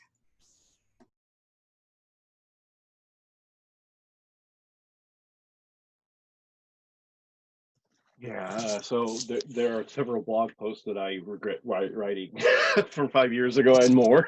So I feel you there, Nate. But yeah, listen, fill in gaps, question things. These are all things they're very important. And I think communicating with our students too, because they know more than we think they do, and they of course will know what they want too, or at least to an extent. And I think part of the problem with the colonialism is that we are assuming this is what they need to learn, and that's the relationship that we need to change. And of course, building relationships with our colleagues or people outside of even outside of our immediate colleague circles, just so we can learn more about what we can and cannot do, will be very, very important. Um, Not assuming that you know all the answers, because obviously you can't question if you assume, oh, I have the answer, so hey, I don't need to question anything. No, I think we need to have that humility, and I'm still learning. It's not like, yeah, I've been reading this for 20 years, but it's not like I've actually been applying it for 20 years. I've come up here against walls, and I'm still revising things that I learned a week ago. It's like, oh, well, that was wrong. I need to change that. I don't need to do that anymore. And I think we need to be able to come to that realization that we can change, and we need to sometimes, depending on the individual relationships we have with different people, different students, different colleagues, or even the relationship we have with the different musical cultures that we're dealing with. And that's been one of the hardest lessons for me, mainly because of a lot of the different types of music that I do, and it's just keeping them all separate, and then realizing, oh well, I also have these students that have these musical cultures in their homes or in their lives that they're a part of. Do I engage with them somehow, or should that just be separate, or should that be a part of what, should I include them? How do I include them? Do they need to initiate? Do I need to initiate? I think there are a lot of things we need to sort through and unpack with all of the issues that we're talking about today, and we're all just learning together and hopefully helping each other. Yeah, it's so important, something that I see in common with what you all said. Like, you have to know what you don't know, and that there is something you don't know. I'm a black woman. That doesn't mean I know all the black people things or all the racially minoritized people things. And yes, coming from that place of listening and questioning and humility, this kind of ties into something that was brought up earlier, but that whole like colonizer, dominant whiteness idea of it kind of speaks to something Michelle said too, that the standards are everybody's standards. And I feel like it takes a lot of reframing, especially if you're part of a dominant group in your society, to understand that people don't want what you want necessarily. So what your idea of success or achievement, even something as simple as being extremely proficient in reading music notation. I mean, I can read music notation. I'm not that pressed to be the level of proficient that, the Music Academy says that I should be. It's just, it's a tool, but for my real life music making, because I am an active musician in traditional music and jazz and some different areas. It's not, I don't have that same standard, and that achievement of what whiteness says is what we want, even in the sense of there's a really good podcast that talks about desegregation in U.S. schools, and there's an assumption, because again, a binary that we have in our country that we do have to work to unpack is black and white. Our society isn't a binary, but the way racial construction has very much made it a binary. The assumption that like what black people want is black kids in white schools, and that's not desegregation. And from a black person's point of view, is like we like having that cultural affirmation, because we know what dominant whiteness has meant in terms of harm for our people. We want resources, we want funding, we want safety, we want cleanliness, like all those things that have been denied. It hasn't been about being in white spaces and adhering to whiteness. And I think that's going to be a really hard thing for a lot of our colleagues to hear, is that, yes, we have a panel with no white people on it. You know, that's not a requirement for us. There doesn't have to be a specific exclusion, but we don't require that level of centering that everyone has had. And I talk to a lot of teachers who will, you know, we're all talking about taking music out of our stuff. And, you know, I think an example I hear a lot is Wagner. You know, well, Wagner had these horrible attitudes, and what if we take out Wagner and we lose all that music? I'm like, what if we take out Wagner? Okay. You know, like, it's just, it doesn't compute to my colleagues that it's not the same level of importance to me. And I feel like we really have to unpack that. And the other note I had made based on what someone had said was, we're starting the school year. A lot of us are the people who are so overzealous. They're all about Black Lives Now and solidarity and stuff. Like, chill and pump the brakes and listen, so you don't go into the school year traumatizing your kids and your coworkers, talking about stuff when you're it's way over your head. Take some time for personal understanding and listening, because something I did want to ask you about was just like your personal level of risk and emotional labor that you experience. I don't think that people, you know, because it's in the realm of ideas, these are just ideas, and that disconnect is there. Nobody, people outside of our groups aren't looking at the fact that this is there's actual real emotional labor that's attached to this. Having the conversation isn't just saying words. That is my number one concern about where I am working right now. And even the reputation of the school that I work at has a reputation for being the toughest school, whatever. And so our staff has chosen to read some books, and they're all about, yeah, we need to have our students, our Black students, our Mexican students find their voices. But then when it comes down to it on my side, I'm like, but you don't even know adults who are activists in these different cultural groups.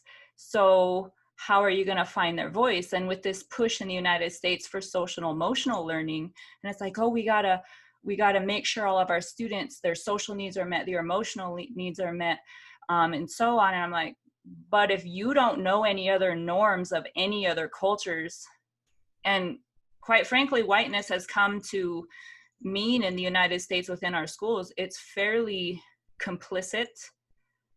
Mediocrity is in play.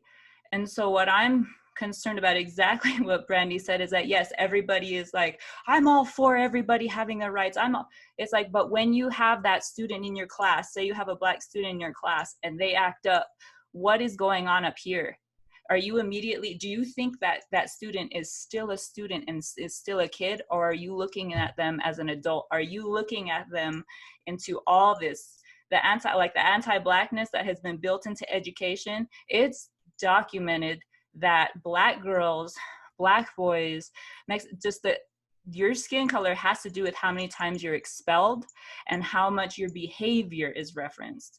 So I love Dr. Bettina's work, this book that came out, and she says we want to do more than just survive. So that's kind of that's what I come from. It's like, I want to show my students right now, whatever background they come from, I'm friends with the adults and a variety, you know, and the culture is like, no, you can be, yes, the past is traumatic, but I feel like with all this when some of our white educators, they focus on the history of MLK and the rights, it's like, there's plenty of people surviving in every culture right now. How are they surviving and thriving? Like, you know, my Mexican students, they're Mexican American, there's a ton of mariachi, there's like a lot of collaborations, there's a lot of fusions going on within music. I'm more connected with that and the traditional, so I'm gonna put that in there. But I'm wondering when I'm all gung-ho, you know, I'm wondering when that's going to die down, when these kids start coming to our classrooms and you start seeing maybe how COVID has affected their community and not yours. Like, because there is the discrepancies You know, are you still willing to see your students as students when they come in the classroom? And instead of saying their behavior's so bad, oh my gosh, and calling the cops in schools, instead of doing that, what are you doing to understand them? And for myself, I'm kind of a tougher in the classroom teacher, but I want them to know, like, yes, I've been discriminated against myself too. Here's how I handled it. Here's what's going to happen. Here's why you need to know this. Here's why music is important, but you also should know the music of whatever's going on at home. And I like to find out what's going on at home, because if I don't know, I can't leave these kids. I just don't know them. So yeah, that's super important. Thank you for bringing that up, Brandi.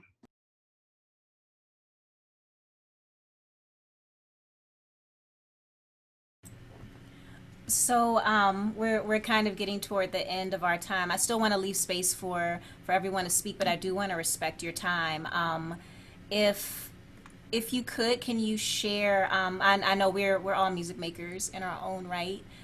Something that just brings you joy in creating right now. Something that can be shared with colleagues, something that can be shared with kids, not for them to commodify, but just something. And for example, I think, let me see if I can point the right way. One of the instruments I play is banjo, and the community music making combined with the history of enslaved Africans in the country creating the instrument brings me a lot of joy to play. So I've been able to spend a lot of quarantine time digging into my banjo work. I'll jump in. I think something that I've recently been finding joy in, so I guess longer term recent, is I found it really freeing to get away from traditions. And I teach a lot of students who've come up through kind of fairly conventional music training or other arts practices. And I love telling them that I just kind of put it all in the bin and borrowed some guitar pedals and started doing my own thing, because it's been really liberating. But on a more recent front, even though I've uncovered some, or I guess I'm kind of learning histories that aren't all happy stories, I'm really loving being able to tell some of those stories. Just that process of learning things and being creative with it. You know, actually taking something that is deeply personal, like my family history, and being creative with it, even if that means being using a little bit of creative license to make things rhyme or whatever. But in terms of finding ways of creating art or music that speak to me in that way. I think there's something about when you write your own music or you write your own words, tell your own stories, that there's something deeply liberating and empowering about it. That I'm just, that's been my summer on lockdown, has been enjoying that.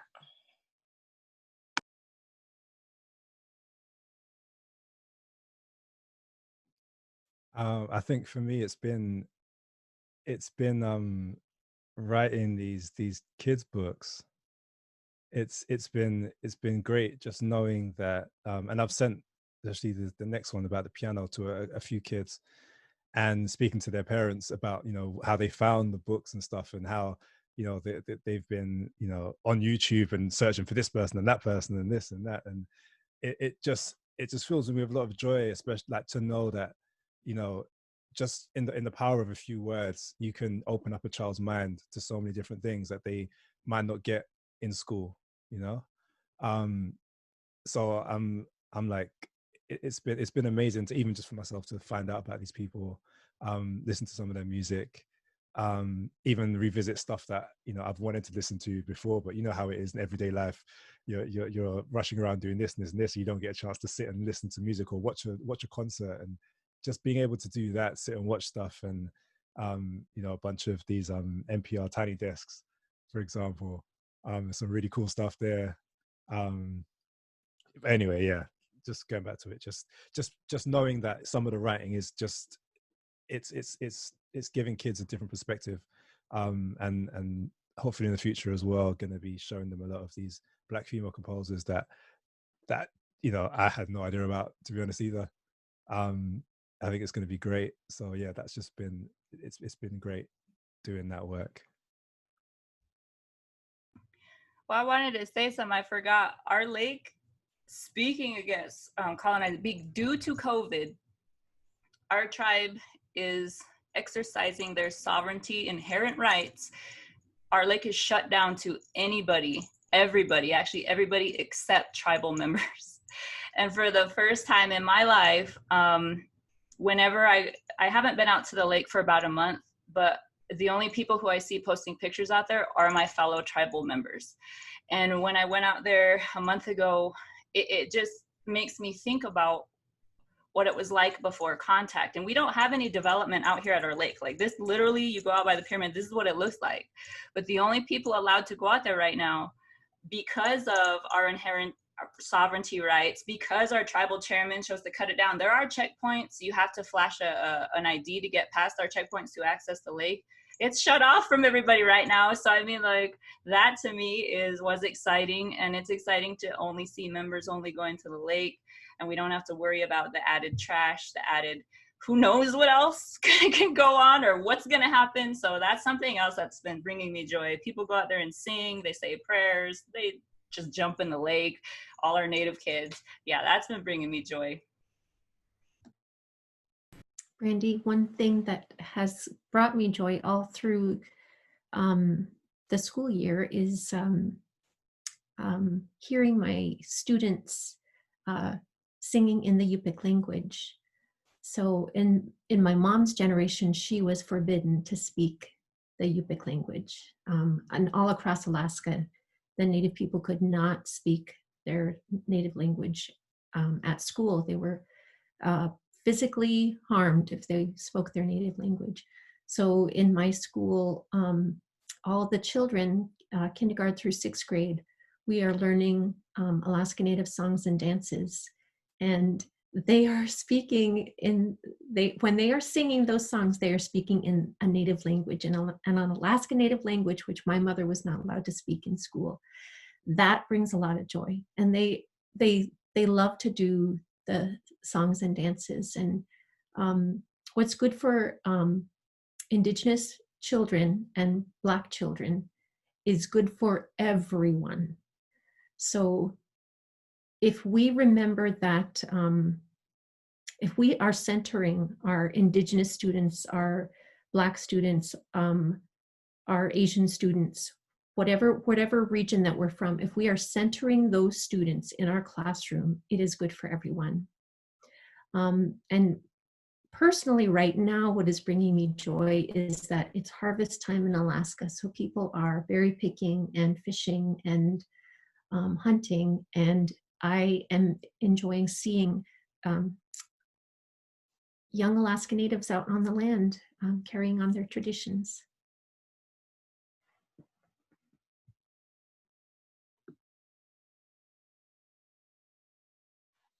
Bringing me a lot of joy is actually exploring my cultural roots a little bit more, especially learning how to play.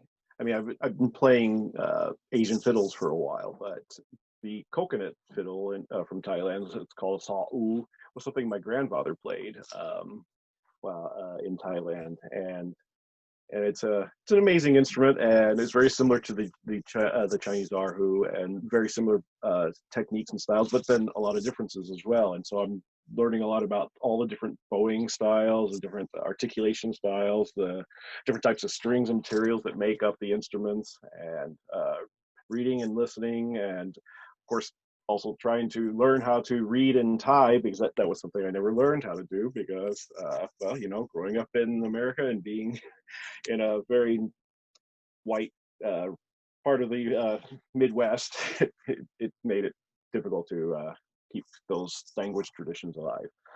So I never learned how to read or write in Thai, and that's been a challenge. But I think the idea is that a lot of my students know that I play these instruments, and sometimes they want me to demonstrate. I sometimes will bring them in for classes or two lessons as well, and just show them a little bit. But obviously I want to be better at playing them before I start doing that too much, because they are a little bit very different than Western strings. And So yeah, basically just learning more about my own heritage and background, and hopefully sharing that with students, and hopefully prompting them to maybe want to explore their own background and roots too. Thank you, y'all. That's beautiful. Oh, go ahead, Nate. Sorry, to just say one other thing as well. Like, I think actually one of the biggest things it's been seeing and learning about and reading Jon's work. It's been seeing how Diljeet's been doing her thing and putting on whole symposiums and chairing forums and chats. It's seeing Brandi doing amazing work. Just like it seems like every minute of the day you're posting about something in the group, and you're just expanding this group. And Michelle, seeing like how you've been speaking, and Christy, we've never met before, but I'm looking forward to getting to know your work. And it's like it's crazy to know that, you know, in tragedy, getting to know so many of you who are doing amazing things, and being inspired by all of you, putting your, maybe it might feel like sometimes putting your jobs on the line, putting your reputations on the line to forward, you know, your thoughts and ideas and things that, and your experiences, and talk about them. And it's empowering me to hear your experiences and see your work, to be like, all right, I can do it as well, you know. So I think that's like the underlying of all of this for the last 3-4 months has just been, you know, harnessing the power and seeing the energy from all of you on this talk, and anyone else who's watching and listening that I've interacted with, and just being inspired by you, and just, you know, we're fueling each other, just knowing that's just been amazing to me. Thank y'all so much. Thank you for your time and your experience and your labor.